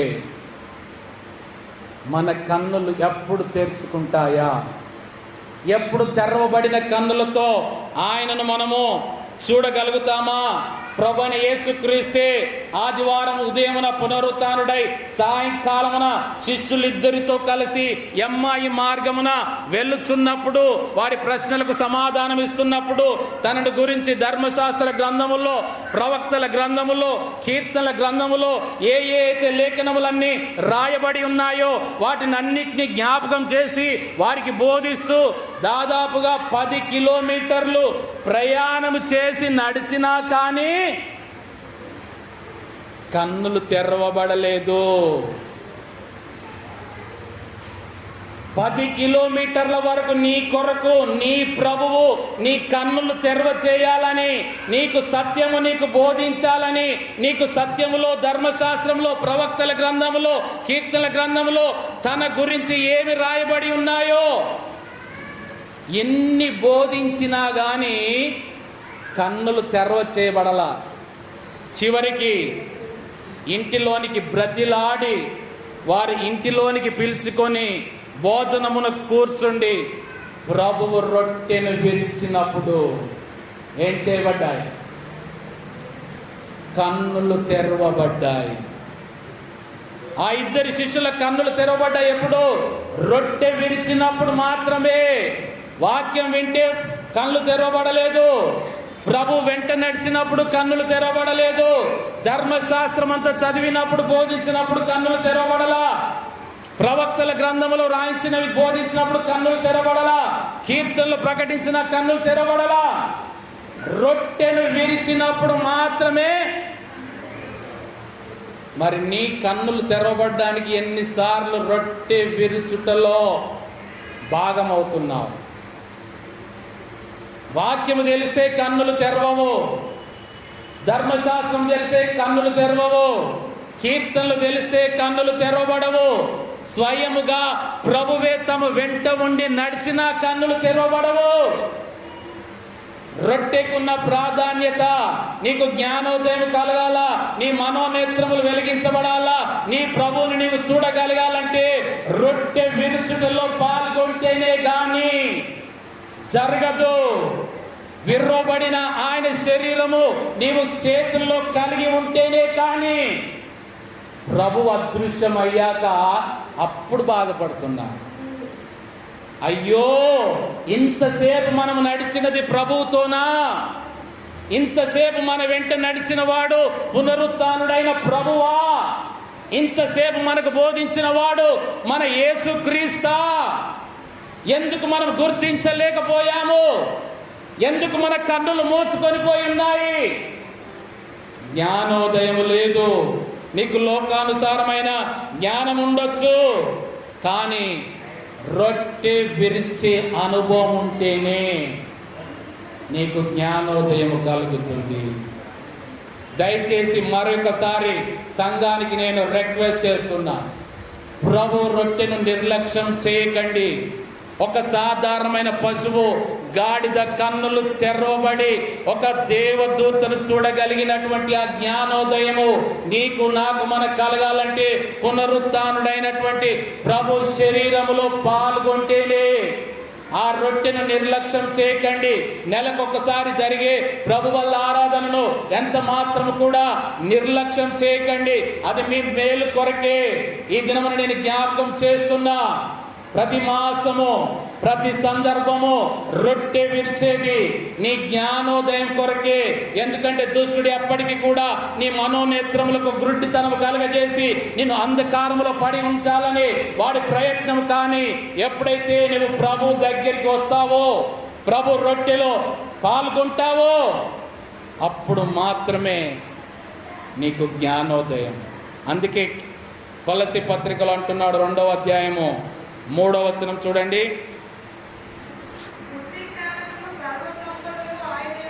బుద్ధి జ్ఞానముల సర్వ సంపదలు ఆయన యందే గుప్తములై ఉన్నవి. ఎవరి దగ్గర? యేసుక్రీస్తు యందే మర్మము చేయబడి ఉన్నాయి, మరుగు చేయబడి ఉన్నాయి. బుద్ధి జ్ఞానముల సర్వ సంపదలు ఎక్కడ? ఆయన శరీరములో మరుగు చేయబడి ఉన్నాయి, ఆయన శరీరములో గుప్తములై ఉన్నాయి.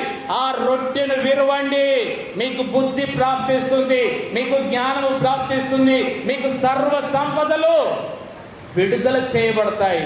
ఆయన చేతికి ఇవ్వబడింది కేవలం 5 రొట్టెలు 2 చేపలు. కానీ ఎప్పుడైతే ప్రభు ఆశీర్వదించి వాటిని విరిచి పంచడం మొదలు పెట్టాడో, అది మొదలైనది కొనసాగుతూనే ఉంటున్నది.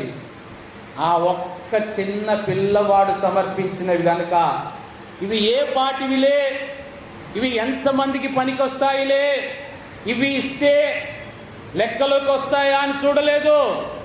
ఆంధ్రే కూడా అంటున్నాడు, ఇవి ఎంతమందికి సరిపోతాయి ప్రభువా అంటున్నాడు. నాకు అసాధ్యమైనది ఏది లేదు, తీసుకురండి, ఆ కొద్ది దాన్నే తీసుకురండి.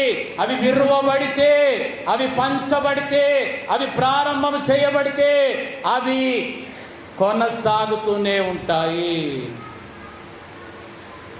బిలాము కన్నులు మూసుకుపోయిన ప్రవక్తగా ఉన్నాడు. బిలాము ప్రభు దూతను చూడలేకపోతున్నాడు, గాడిద చూడగలిగింది. ఇంకా గమనించండి, మన పురాణాల్లో కూడా ఉన్నది, మనందరికీ తెలిసిన మాట. గాడిద కాళ్ళు పట్టుకున్నవాడెవడు?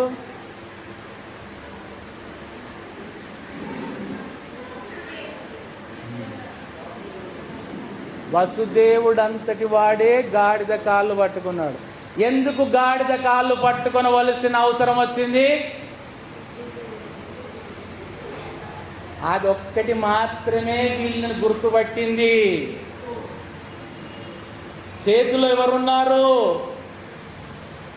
సోన్సో పర్సన్ ఉన్నాడు చేతిలో. 8వ వాడు చంపబడాలా. 8వ వాడు చంపబడకపోతే మేనమామకు ప్రాణగండం. ఆ మేనమామ ప్రాణం తప్పియబడాలంటే వీడు 8వ వాడు చంపబడాలా. దాచిపెట్టడానికి తీసుకెళ్తుంటే గాడిద చూసి గుర్తుపట్టింది. అందుకని దాన్ని బతిలాడుకొని కాళ్ళు మొక్కి నువ్వు అర్వకు, ఎందుకంటే అది దివ్య స్వరూప దర్శనమును చూడగలిగిన స్వభావం కలిగి ఉన్నది కాబట్టి. అది అర్థం కావడానికి చెప్తానా? బాణం వేయాలనుకుంటే నాకు ఇంకోటి కంప్లైంట్ తయారవుతుంది. గాడిదకున్న సహజ లక్షణం చెప్తున్నాను నేను. కాబట్టి ఇక్కడ గమనించండి, బిలాము యొక్క కన్నులు మూసుకుపోయిన స్థితిలో ఉంటే గాడిదతో దేవుడు బుద్ధి చెప్పిస్తే తర్వాత ఆయన అనుభవం చూడండి. సంఖ్యాకాండం 24:3 ఏమంటున్నాడు? గనుక అతడు ఉపమాన రీతిగా ఇట్లా, నేను బేయోరు కుమారుడైన బిలాముకు వచ్చిన దేవోక్తి, కన్నులు తెరచిన వానికి వచ్చిన దేవోక్తి. ఇంతకుముందు దేవోక్తి దేవోక్తి కన్నులు మూయబడిన కూడా వస్తుంది. ఇంతసేపు ముమ్మారు శపించడానికి ప్రకటించాడు దేవుని వాక్కులు. ఎప్పుడు? ఎలాంటి స్థితిలో? కన్నులు మూయబడిన స్థితిలో. ఇప్పుడు ప్రభు కన్నులు తెరిపించాడు, గాడిదతో బుద్ధి తెప్పించాడు. గాడిద చూసి గుర్తుపట్టింది, నువ్వు గుర్తుపట్టలేవన్నప్పుడు కన్నులు తెరబడితే ఇప్పుడు చెప్తున్నాడు, కన్నులు తెరిచిన వాణి దేవోక్తి అంటున్నాడు. చివరి మాట చూద్దాం. డాంకీలో లాస్ట్ లెటర్ ఐలో, కీలో లాస్ట్ లెటర్ ఏంటి? వై. WHY, Y. ఎందుకు? ఏంటి? వై. అదేనా? వై అంటే యోక్, కాడి. YOKE, కాడి. గాడిదలు మోసేది కాడి మీద తమ భారమంతా కూడా అవి మోస్తాయి. యవ్వన కాలములో కాడి మోయుట నరునికి మేలు. ప్రభువైన యేసుక్రీస్తు కూడా యవ్వన కాలములో కాడి మోయడానికి ఇష్టపడ్డాడు. గాడిదలాగా లోకము యొక్క భారం అంతా కూడా మోయడానికి ఆయన ఇష్టపడుతూ ఉంటున్నాడు. అందుకే చూడండి, మత్తయి సువార్త 11:28 మనందరికీ తెలిసిన సండే స్కూల్ వాక్య భాగము, కంఠత వాక్యము, ప్రయాసపడి భారం మోసుకొనుతున్న సమస్త జనులారా, అందరూ బైబిల్ తెరిచి చదువుతున్న వారలారా, నా యొద్దకు రండి, నేను మీకు విశ్రాంతి కలగజేతును. నేను క్రూరుడను, నేను సాత్వికుడను, దీన మనసు గలవాడని గనుక మీ మీద నా కాడి ఎత్తుకొని నా యొద్ద నేర్చుకొనుడి, అప్పుడు మీ ప్రాణములకు విశ్రాంతి దొరుకును. ఏలయనగా నా కాడి సులువుగాను నా భారము తేలికగాను ఉన్నవి. ఇంత తేలికైన భారాన్ని పెట్టిన ప్రభువుకు మనం ఎంత వందనస్తులమండి.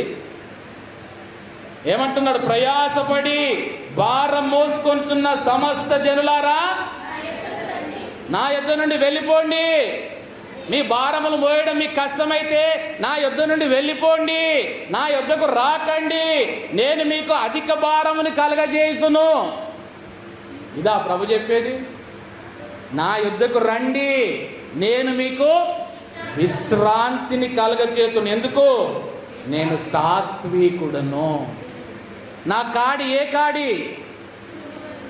సాత్వికమైన కాడి, క్రూరమైన కాడి కాదు నాది. నా కాడి సాత్వికమైన కాడి, దీన మనస్సు గల కాడి నా కాడి. నా కాడికి ఉన్నటువంటి రెండు వైపులు ఏంటంటే, ఒకటి సాత్వికము, రెండవది దీనత్వము. కాడికి కట్టబడే రెండు ఎద్దులు, రెండు పశువులు వాటికి ఉండే లక్షణాలు, ఒకటి సాత్వికము, ఒకటి దీనత్వము. ఈ రెండు మాత్రమే నా కాడిలో ఉంటున్నాయి. ఈ కాడి కాకపోతే, ఏ కాడిలో దీనత్వము లేకపోతే, ఏ కాడిలో సాత్వికం లేకపోతే అది నా కాడి అస్సలే కాదు. ISI మార్క్ తోటి చెప్తున్నా, అది నా కాడి కాదు. దాని మీద నా పేరు మీద రబ్బర్ స్టాంప్ వేసిన అది నా కాడి కాదు. దొంగ స్టాంపులు బాగా తయారవుతున్నాయి. సాత్వికం అనే ముద్ర వేసి దీన మనస్సు అనే ముద్ర వేస్తే అది నా కాడి కాదు. నా కాడి ఎలాగుంటుందంటే, సులువుగాను నా భారము తేలికగాను ఉంటుంది. కాబట్టి మీ మీద నా కాడి ఎత్తుకొని నా యొద్ద నేర్చుకోండి. నా యొద్దకు రండి అంటే ఎందుకు రమ్మంటున్నాడు తెలుసా? నేర్చుకోవడానికి రమ్మంటున్నాడు.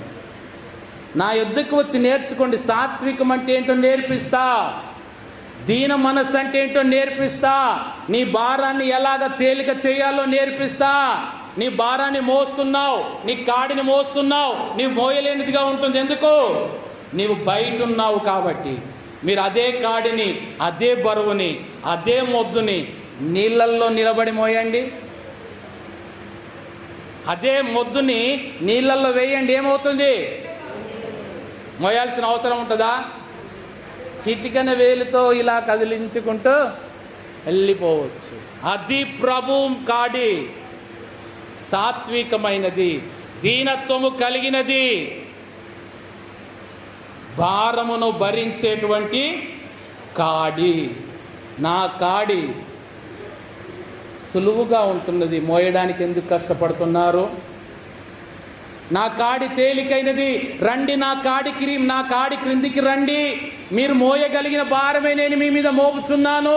అంతకంటే మీకంటే మీరు మోయలేనంత భారం నేను మోపట్లేదు. అందుకే ప్రభు అంటాడు, మీరు సహించగలిగినంతకంటే ఎక్కువ శోధన నేను మీ మీదికి రానివ్వట్లేదు అంటున్నాడు. మనమేంటో ప్రభుకు తెలియదా? మన సామర్థ్యం ఏంటో ప్రభుకు తెలియదా? మనం ఎంత భారం మోస్తామో తెలియదా? మీరు గమనించండి, ఎడారిలో ఒంటెలే వారికి ఆధారము. ఎడారిలో ఒంటె మీద ఎంత బరువు వేయాలో ప్రతిదీ కూడా లెక్క ప్రకారంగా వారు బరువు వేస్తారు. ఒకసారి ఉదాహరణకి అసలు ఒంటె ఎంత బరువు మోయగలుగుతుందా అని ఏం చేశారంట, ఒంటెను 4 రాళ్ళ మీద నిలబెట్టి దాని మీద ఒక్కొక్క భారము వేసుకుంటూ వెళ్ళారు. మ్యాక్సిమం లోడ్ వేశారు. వారికి అర్థమైపోయింది ఇంతకంటే ఎక్కువ మోయలేదు అని అర్థమైపోయింది. మ్యాక్సిమం లోడ్ వేసాక దాని మీద లాస్ట్కి ఏం పెట్టారంట తెలుసా? 4 గడ్డి పూసలు పెట్టారు. ఇక్కడ 600-700 కిలోలు పెట్టినా అది సరిగా నిలబడింది. కానీ దాని బరువు కంటే ఒక్క 4 గడ్డి పూసలు బరువైపోయి అది నడుం విరిగి చనిపోయిందంట. ఇక 4 పూసలు కూడా బరువేనా?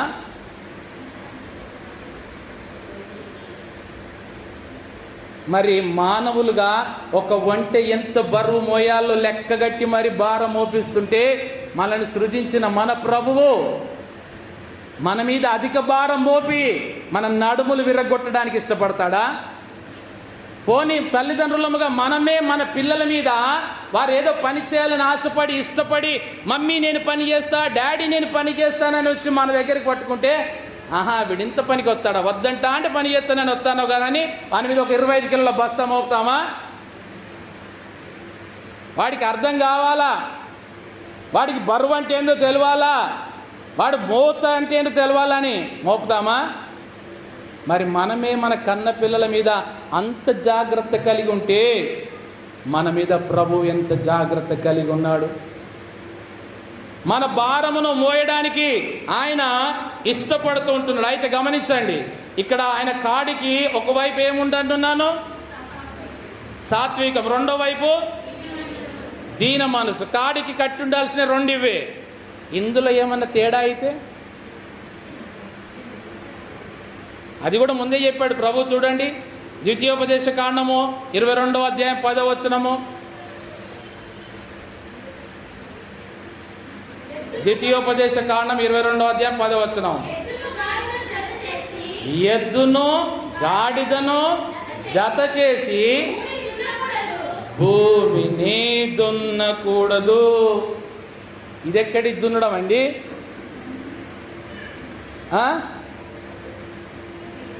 దేన్ని జత చేసి భూమిని దున్నకూడదంట?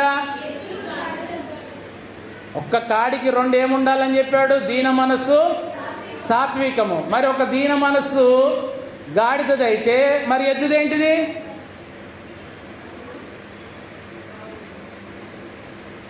రెండు ఒక్క లక్షణ స్వభావములు కలిగినవి మాత్రమే ఉండాలా. ప్రభు ఎందుకు చెప్తున్నాడు వీరికి? ఎద్దును గాడిదను జత చేసి భూమిని దున్నకూడదు. మీరు దున్నాలనుకుంటే ఎద్దుకు ఎద్దే కలిపి కట్టండి, గాడిదకు గాడిదని కలిపి పట్టాలి. కానీ రీమిక్స్ పెడదాం, వెరైటీగా ఉంటుంది, డిఫరెంట్గా పెడదాము, వెరైటీ స్టైల్లో నడిపిద్దాము, ఎక్స్పెరిమెంట్లు చేద్దామని ఒకవైపు గాడిదను కట్టి ఒకవైపు ఎద్దును కడితే భూమి దున్నబడుతుందా? ఎందుకు? Height problem. గాడిద హైట్ ఎక్కడా, ఎద్దు హైట్ ఎక్కడా? గాడిదకేమో బరువులు మోసే స్వభావం, ఎద్దుకేమో కాడిని లాగే స్వభావం. ఎలా కలుస్తుంది? మరి మాట దేవుడు ఎందుకు ఇశ్రాయేలులకు చెప్పాడు? అంటే వీళ్ళు ఆ పని చేస్తున్నారని చెప్పాడా? వీరు వెళ్ళే కానాను దేశంలో అక్కడ అలాంటి వారు ఉన్నారు, అక్కడ వారు అలాంటి వారు చేస్తున్నారు కాబట్టి వారిలాగా మీరు చేయకూడదు. మీరు కానాను దేశంలో అసలు వీళ్ళకు ఎద్దులెక్కడివి, గాడిదలెక్కడివి? వీళ్ళ పని ఏంటిది? ఐగుప్తులో మట్టి పిసికి ఇటుకలు చేసే పని, వ్యవసాయమే తెలియదు. కానీ ఏమంటున్నాడంటే అక్కడికి పోయాక మీరు అక్కడి లక్షణాలు నేర్చుకొని, అక్కడి అలవాట్లు నేర్చుకొని ఎద్దును గాడిదను జత చేసి భూమిని దున్నకూడదు. దున్నితే ఏమవుతుంది? ఫలితం శూన్యం, ఫలితం కీడు, ఆజ్ఞాతిక్రమమే పాపం. అందుకే పైనుండి కూడా ఇవన్నీ చెప్తున్నాడు ప్రభు. ఏదేది కలిపి ఉండకూడదు, ఉన్నియు జనపనారయు కలిపి వేసిన బట్టను వేసుకొనకూడదు. 9వ వచనంలో నీ విత్తనముల పైరు నీ ద్రాక్ష తోటలో ప్రతిష్ఠితములు కాకుండానట్లు నీ ద్రాక్ష తోటలో వివిధమైన వాటిని విత్తకూడదు. ఒకే రకమైన పంట ఉండాలా, ఒకే రకమైన విత్తనములు విత్తాలా. 4 రకాలుగా విత్తనాలు విత్తకూడదు. అది క్రమము కాదు, అది అక్రమము. ప్రభు బోధించేది అదే. గమనించండి, డాన్కీలో 6 అక్షరాలను చూసాము. మొదటిది ఏంటిది? D, dedication. ఓ, రెండవది ఒబీడియన్స్. మూడవది ఎన్, నార్మల్. 4వది కే, కింగ్స్ మ్యాన్ రిడీమర్. 5వది ఈ, ఐ, ఎన్లైటన్. 6వది వై, యోక్, కాడి. గమనించండి, నేను 2021 సంవత్సరంలో ఇక్కడికి వచ్చిన మొదటి మట్టలాదివారం దినమున సందేశం అంతా సంపూర్తి అయ్యాక ఆల్టర్ కాల్ ఇచ్చాను. ప్రభువు కొరకు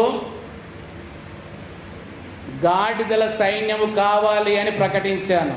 ప్రార్థనలో, చివరి ప్రార్థనలో ఆల్టర్ కాల్ ఇచ్చాను. అందరం కళ్ళు మూసుకున్నాము, ప్రార్థన చేసుకున్నాము. గాడిదల సైన్యం ప్రభుకి కావాలి. ఎవరైతే గాడిదలుగా ఆయన సైన్యంలో ఉండడానికి ఇష్టపడుతున్నారో మీ చేతులు ఎత్తండి అని ప్రకటన చేశాను. ఎవరెవరు ఎత్తారని నేను ఇప్పుడు అడగట్లేదు. అందరం కళ్ళు మూసుకున్నాం. ఎత్తిన వారికి తెలుసు, ప్రభుకు తెలుసు, నాకు కూడా తెలియదు ఎవరెవరు ఎత్తారో, ఎవరెవరు తీర్మానం చేసుకున్నారో. కానీ ఇక్కడ ప్రభువు కోరేది ఏంటంటే మరి గాడిదల సైన్యముగా ఉండడానికి ఇష్టపడుతున్నామని ఎవరైతే సమర్పించుకున్నారో ఈ 3 సంవత్సరాల్లో ఎంతగా గాడిదకున్నటువంటి ఈ 6 లక్షణాలను కలిగి ప్రభు యొక్క గాడిదల సైన్యముగా మీరు నడిపించబడ్డారు. పరీక్షించుకోండి, మిమ్మల్ని మీరే పరీక్షించుకోండి. నేను లెక్క అడగట్లేదు. ఎవరైతే నేను గాడిదల సైన్యంగా ఉండడానికి ఇష్టపడుతున్నానని తీర్మానం తీసుకొని చెయ్యెత్తి ప్రభు సన్నిధిలో ప్రార్థన చేసుకున్నారో ఈ 3 సంవత్సరములలో ప్రభు ప్రశ్నించుకోమంటున్నాడు. ఈ గాడిదలకు ఉన్నటువంటి 6 లక్షణములను ఎంతగా నీవు కలిగి ఉండి ప్రభుని గణపరిచావో ప్రభు తెలుసుకోమంటున్నాడు. ఎందుకు అంటే ప్రభుకి ఏం కావాలా? ప్రభుకి ఏం కావాలా? ప్రభువుకు గాడిదలు కావాలని చెప్పాను కదండి. ప్రభువుకు గాడిదలు కావాలా, గాడిదల సైన్యం కావాలని అడిగాడు, కోరాడు, ఏర్పాటు చేసుకున్నాడు. మరి గాడిదల్లాగా ఉన్నారా, కంచెర గాడిదలలాగా ఉన్నారా? పరీక్షించుకోండి. కీర్తనలు 32వ కీర్తన 9వ వచనం చూడండి.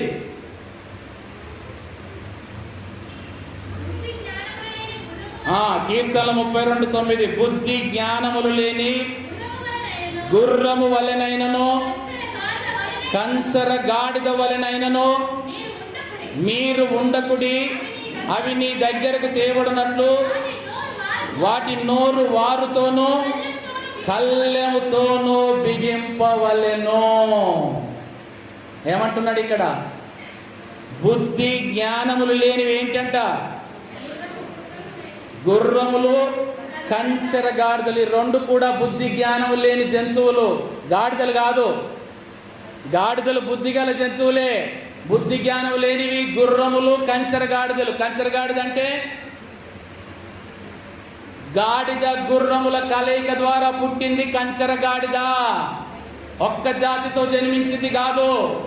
గాడిదలు మరియు గుర్రముల యొక్క కలయిక ద్వారా పుట్టినవే కంచెర గాడిదలు.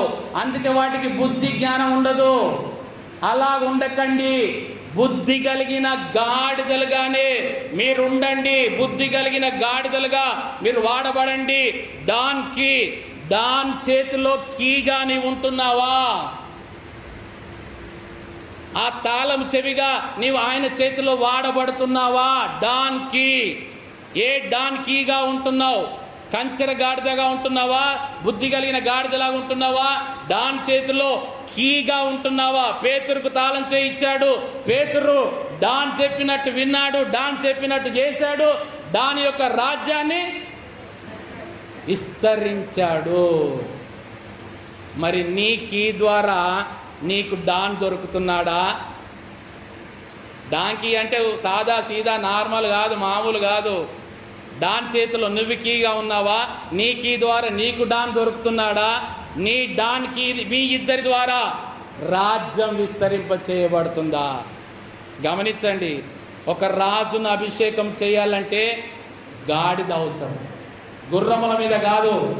తీసుకెళ్లి ప్రతిష్ఠించి అభిషేకం చేసేది ఏనుగుల మీద కాదు. అవి ఊరేగింపుకు పనికొస్తాయి. కానీ అభిషేకించాలంటే ఒక గాడిద కావాలా? అందుకొరకే ప్రభు గాడిద మీద ఆసీనుడై వస్తున్నాడు.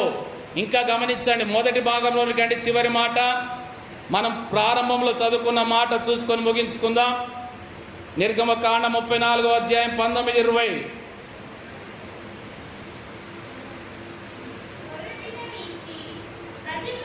ప్రతి తొలిచూలు పిల్లయు నాది, నీ పశువులలో తొలిచూలుదైనా ప్రతి మొగది దూడయే గాని గొర్రె పిల్లయే గాని అది నాదగును. గొర్రె పిల్లను ఇచ్చి గాడిద తొలి పిల్లను విడిపింపవలను. దాని విమోచింపని ఎడల దాని మెడను విరగదీయవలను. నీ కుమారుల్లో ప్రతి తొలిచూలు వాని విడిపింపవలను. నా సన్నిధిని వారు వట్టి చేతులతో కనబడకూడదు. గమనించండి. ప్రతి తొలిచూలు పిల్ల ఎవరిదంట? ప్రతి తొలిచూలు పిల్ల ఎవరిది? ప్రతి తొలిచూలు మగ పిల్ల ఎవరిది? అది గాడిదే కానీ దూడయే కానీ మనుషులలో ప్రథమ సంతానమైన మొగది ఎవరిది? దేవునిది. ఏం చేయాలట? ప్రతి తొలిచూలు వాణ్ణి ఏం చేయాలా? ఇంతసేపు చెప్పి ఏం ప్రయోజనమో ఏమో. ప్రతి తొలిచూలు వాణిని విడిపించాలి అంటే సమర్పించాలా, ప్రతిష్ఠించాలా? మరి మనుషుల కొరకైతే మనము విడిపించి సమర్పించడానికి మన ప్రభువు జ్యేష్ఠ కుమారునిగా సమర్పించబడ్డాడు మనకు విడుదల ఇవ్వడానికి. మరి గాడిద పిల్లను విడిపించడానికి గొర్రె పిల్లను సమర్పించాలా? ఆ కట్టబడిన గాడిద పిల్లను విడిపించుట కొరకే ప్రభువు గొర్రె పిల్లగా సమర్పించుకుంటున్నాడు. ఎందుకు? లేకపోతే దాని మెడలు విరగదీసి చంపివేయవలసి వస్తుంది. ఒక గాడిద పిల్ల చనిపోవడం కూడా ఆయనకి ఇష్టం లేదు. దాని మెడలు విరగదీయడం దానికి ఇష్టం లేదు. కాబట్టి ఆ కట్టబడిన గాడిద పిల్లను తోలుకొని రండి, నేను గొర్రె పిల్లగా దాని కొరకు నేను వధించబడుతున్నాను, నా తండ్రికి అప్పగించబడుతున్నాను, సకల మానవుల సర్వ పాపములను మోసుకొని పోవుచున్న దేవుని గొర్రె పిల్లగా. గమనించండి, యెరూషలేములోనికి గాడిద వస్తుంటే ఖర్జూరపు మట్టలు పట్టుకొని వస్త్రములు పరిచి వారందరూ ఆహ్వానిస్తున్నారు. దేనికి? గాడిదకు. గాడిద మీద ఏం కూర్చుంది? గొర్రె పిల్ల. ఒక గాడిద మీద గొర్రె పిల్ల కూర్చొని వస్తుంటే బట్టలు పరిచి స్వాగతం పలుకుతున్నారు. మరి నీ మీద ఆ గొర్రె పిల్ల కూర్చొని ఊరేగింప చేయబడుతుందా? నీవు వెళ్ళే ప్రతి స్థలములో నీ మీద ఆ గొర్రె పిల్లను కూర్చుండబెట్టుకొని నీవు ఊరేగిస్తున్నావా? ఆ గాడిద వెళుతున్న ప్రతి మార్గములో కూడా దానికి సాదరముగా ఆహ్వానం పలుకుతూ తమ వస్త్రములను పరిచి ఆహ్వానంతో స్తోత్రం చేస్తున్నారు. నీవు కూడా ఆ గొర్రె పిల్లను మోయగలిగితే నీకు కూడా రెడ్ కార్పెట్ పరవబడుతుంది. నిన్ను బట్టి కాదు, నీవు మోస్తున్న గొర్రె పిల్లను బట్టి. ఇక్కడ గమనించండి, గొర్రె పిల్లనిచ్చి గాడిద తొలిచూలు పిల్లను విడిపింపవలను, దాని విమోచింపని ఎడల దాని మెడను విరగదీయవలను. నీ కుమారులలో ప్రతి తొలిచూలు వాణ్ణి విడిపింపవలను. విడిపించబడకపోతే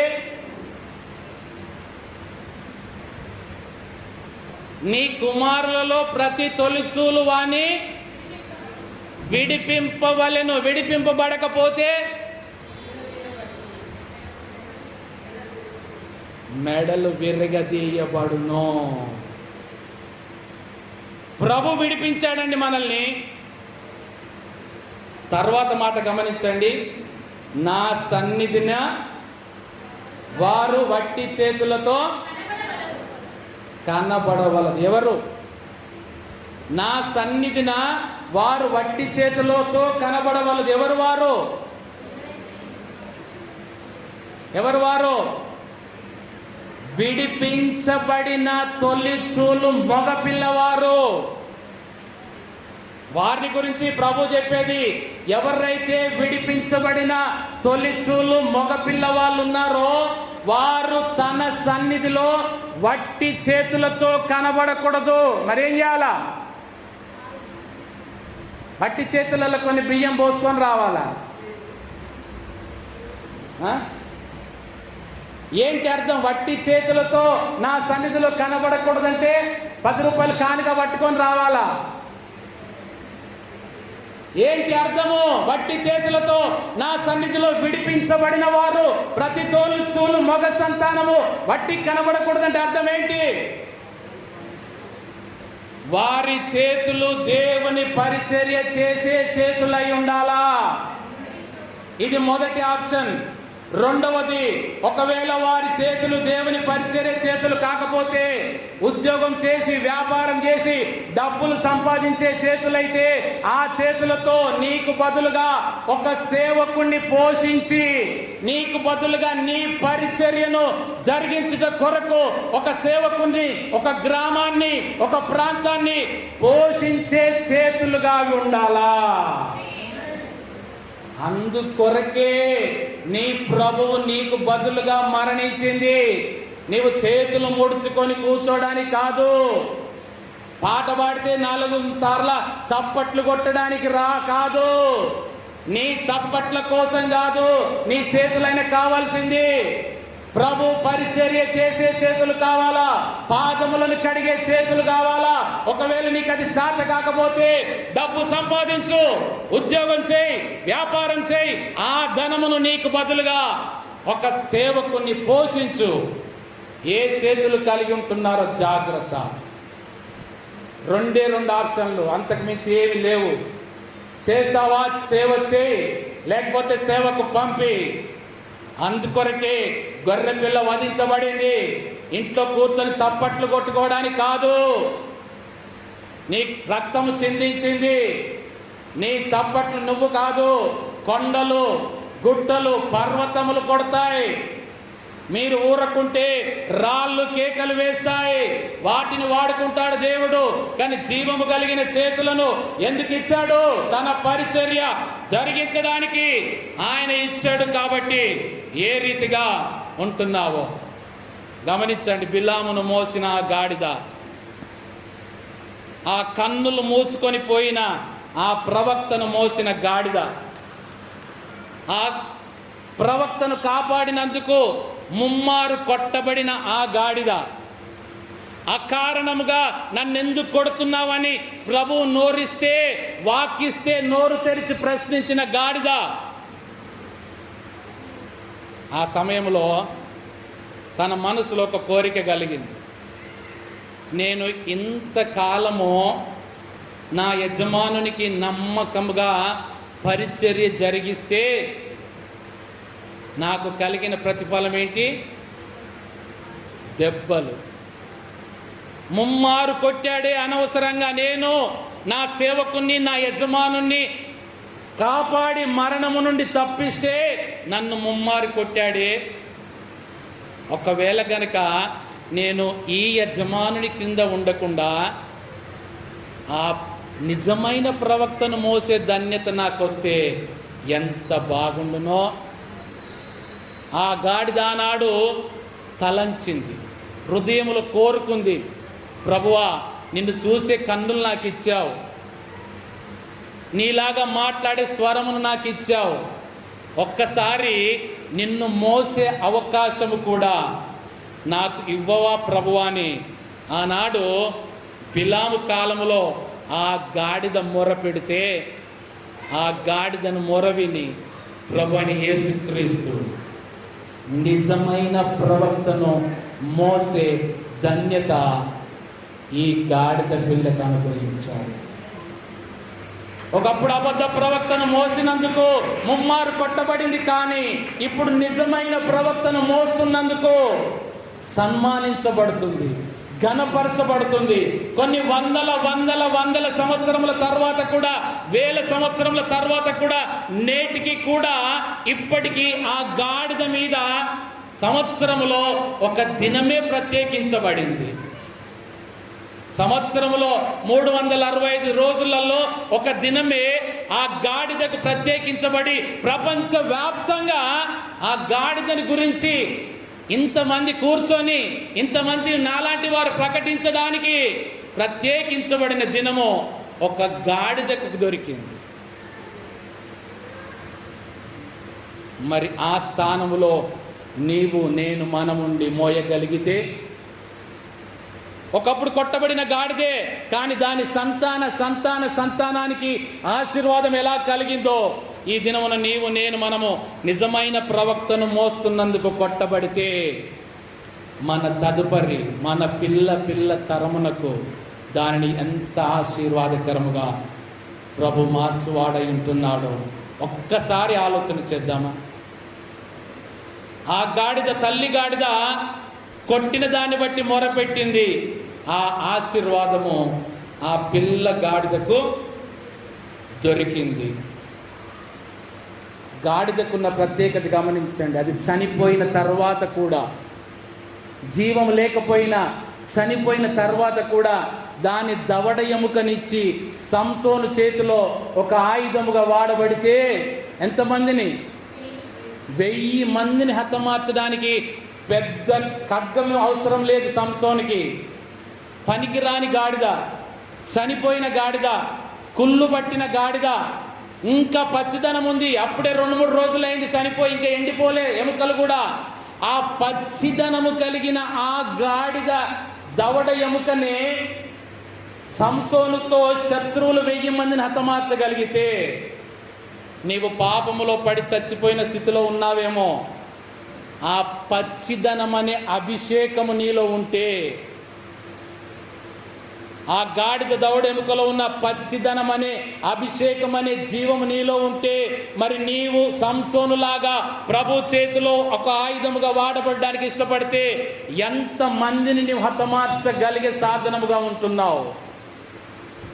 1000 మంది అపవాది అనుచరులను హతమార్చగలిగే ఆధిక్యత ఆ జీవం లేని దవడ ఎముకకే, గాడిద దవడ ఎముకకే ఉంటే, మరి నీకు నాకు మనకు అనుగ్రహించిన శ్రేష్టమైన ఆ అభిషేకము కలిగిన వారముగా మనం ఉంటే, ప్రభు చేతిలో ఒక ఆయుధముగా, బలమైన ఆయుధముగా ఎందుకు వాడబడగలము, ఆడబడలేము.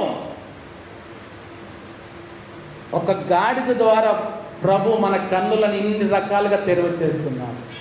ఇంత జ్ఞానోదయాన్ని ప్రభు మనకు కలిగిస్తున్నాడు. ఒక గాడిద ద్వారా, ఒక గాడిద జీవితం ద్వారా, ఒక గాడిద అనుభవం ద్వారా, ఒక గాడిద ప్రార్థన ద్వారా, ఒక గాడిద పలుకు ద్వారా, ఒక గాడిద కన్నుల ద్వారా, ఒక గాడిద శవము ద్వారా, ఒక గాడిద దవడ ఎముక ద్వారా. దానికి ఉదాహరణే అభిషేకించబడిన ఎలీషా ప్రవక్త చనిపోయిన తర్వాత ఆయన ఎముకలకు తగిలినటువంటి సైనికుడు ఏం చేయబడ్డాడు?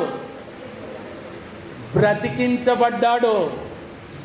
చనిపోయిన సైనికుని శవము శత్రువులు చూస్తున్నారని ఎలీషా సమాధిని తవ్వి అందులో పాతి పెట్టడానికి పెడితే ఆ ఎముకలో ఉన్న అభిషేకము చచ్చిపోయిన ఆ వ్యక్తిని లేపింది. అలాంటి శ్రేష్టమైన అభిషక్తుడు మన ప్రభు అయిన యేసుక్రీస్తు. ఎలీషాకే, ఏలియాకే అంత అభిషేకం ఉంటే మన ప్రభువునకెంత అభిషక్తుడు. అలాంటి అభిషక్తుడిని మోసే ధన్యత నీకు నాకు మనందరికీ. అడిగితే కాదండి, వెతికితే కాదండి, కోరుకుంటే దొరికేది కాదండి. ప్రభువు పిలిచి రమ్మంటున్నాడు, ఇస్తానంటున్నాడు, అభిషేకిస్తానంటున్నాడు, నా యుద్ధం నేర్చుకోనమంటున్నాడు, నా కొరకు వాడబడమంటున్నాడు, నా చేతిలోని సాధనముగా నిలబడమంటున్నాడు. నేను డాన్గా ఉన్నాను, నా చేతిలో ఒక కీగా మీరు ఉండాలని నేను ఇష్టపడుతున్నాడు. మీ కీ ఓపెన్ చేస్తే మీ లాకర్ ఓపెన్ అయిన రీతిగా నేను మీ కొరకు ఓపెన్ అవ్వడానికి సిద్ధంగా ఉంటున్నాను అంటున్నాడు. ఎంతమంది తీర్మానం చేసుకుంటారు? అందరం తలలు వంచుదాం, ప్రార్థన చేసుకుందాం. దయచేసి ఎవరు కళ్ళు తెరిచి చూడకూడదు. ప్రక్కవారితో మీకు సంబంధం లేదు, ప్రక్కవారు ఏం చేస్తున్నారో మీకు సంబంధం లేదు, ప్రక్కవారు ఎలాగున్నారో మీకు సంబంధం లేదు. ఒక్క 2 నిమిషాలు మాత్రమే, ఒక్క 2 నిమిషాలు మాత్రమే మిమ్మల్ని మీరు పరిశీలించుకోనండి. ఇంతవరకు ప్రభువు మన కళ్ళ ఎదుట గాడిదను, దాని పుట్టు పూర్వోత్తరాలను, తన జీవితాన్ని, తన మరణాన్ని, తన అనుభవాన్ని మన ఎదుట ప్రదర్శింపచేసినాడు. బుద్ధి జ్ఞానములు లేని గుర్రముల వలెనైనను, కంచెర గాడిద వలెనైనను మీరు ఉండకూడి అని ప్రభు సెలవిస్తున్నాడు. నన్ను మోసేటువంటి కట్టబడిన గాడిద పిల్లగా మీరు ఉండాలని ప్రభు కోరుచూ ఉంటున్నాడు. ఆ గొర్రె పిల్లను మోయడానికి నీవు ఇష్టపడుతూ ఉన్నావా? ఆ గొర్రె పిల్ల నీ హృదయం అనే సింహాసనంలో కూర్చోవడానికి ఇష్టపడుతూ ఉంటున్నాడు. ఆయనను మోయడానికి నీవు సంసిద్ధమేనా? ఈ దినం పోతే మరలా రాదు. ఈ 2024వ సంవత్సరము, ఈ మార్చి నెల 24వ దినము, ఆదివారము దినము, పరిశుద్ధ దినము, ఈ శ్రేష్టమైన సమయము పోతే మరలా రాదు. మిమ్మల్ని మీరు పరిశీలించుకోనండి. ఒక్కసారి ప్రభు సన్నిధిలో మీరెవరు చేతులు ఎత్తాల్సిన అవసరం లేదు. ఎవరికో లెక్క అప్పగించాల్సిన అవసరం లేదు. నాకు మిమ్మల్ని చూపెట్టుకోవాల్సిన అవసరం అంతకన్నా లేదు. ప్రభు మిమ్మల్ని చూస్తున్నాడు. ప్రభు కన్నులు మిమ్మల్ని పరిశీలిస్తున్నాయి. ప్రభు మనసు మీ హృదయంలో పని చేస్తుంది. ప్రభు ఆత్మ మీ మధ్య సంచరిస్తూ ఉన్నది. ప్రభు దూతలు మన మధ్య సంచరిస్తూ ఉంటున్నారు. ఎవరెవరు ఏం ప్రార్థన చేస్తున్నారు, ఎవరెవరు తమ హృదయంలో ఏ తీర్మానం తీసుకుంటున్నారో ప్రభు యొక్క దూతలు మీ మధ్య సంచారం చేస్తూ మీ ప్రక్కన నిలబడి మీ మాటలను వింటున్నాయి. మీ హృదయంలో నుండి వచ్చే ప్రతి మాటను ఆలకిస్తున్నాయి. మీరు చేస్తున్న ప్రతి ప్రార్థన లక్ష్య పెట్టి ప్రభు సన్నిధిలో అప్పగించడానికి నీ మధ్య సంచారం చేస్తున్నాయి. ఒక్కసారి నోరు తెరిచి మీ హృదయపూర్వకముగా మీరు ప్రార్థిస్తే తన గాడిదల సైన్యములో మిమ్మల్ని నింపుకోవడానికి, నిలబెట్టుకోవడానికి ప్రభు ఇష్టపడుతూ ఉంటున్నాడు. ఒక్క మాట ప్రభు సన్నిధిలో ప్రార్థించగలుగుతావా? నా ప్రియ కుమారుడా, నా ప్రియ కుమార్తె,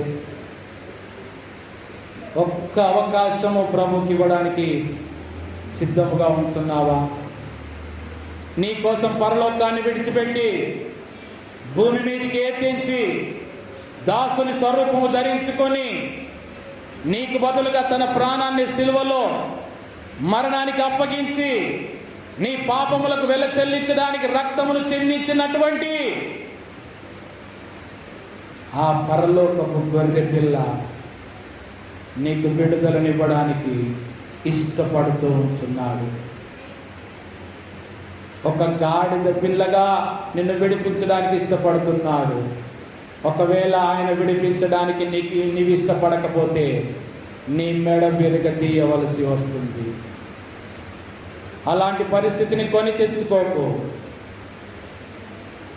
ఆయనకు సమర్పించుకుంటే నిన్ను తల ఎత్తే వాడుగానే ఉంచుతాడు.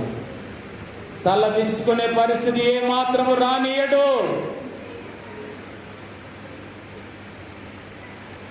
ఒక్క మాట, ఒక్కసారి, ఒక్క అవకాశం, ఒక్క ప్రభువుకి ఒక్క సంవత్సరము సమర్పించుకుంటామా?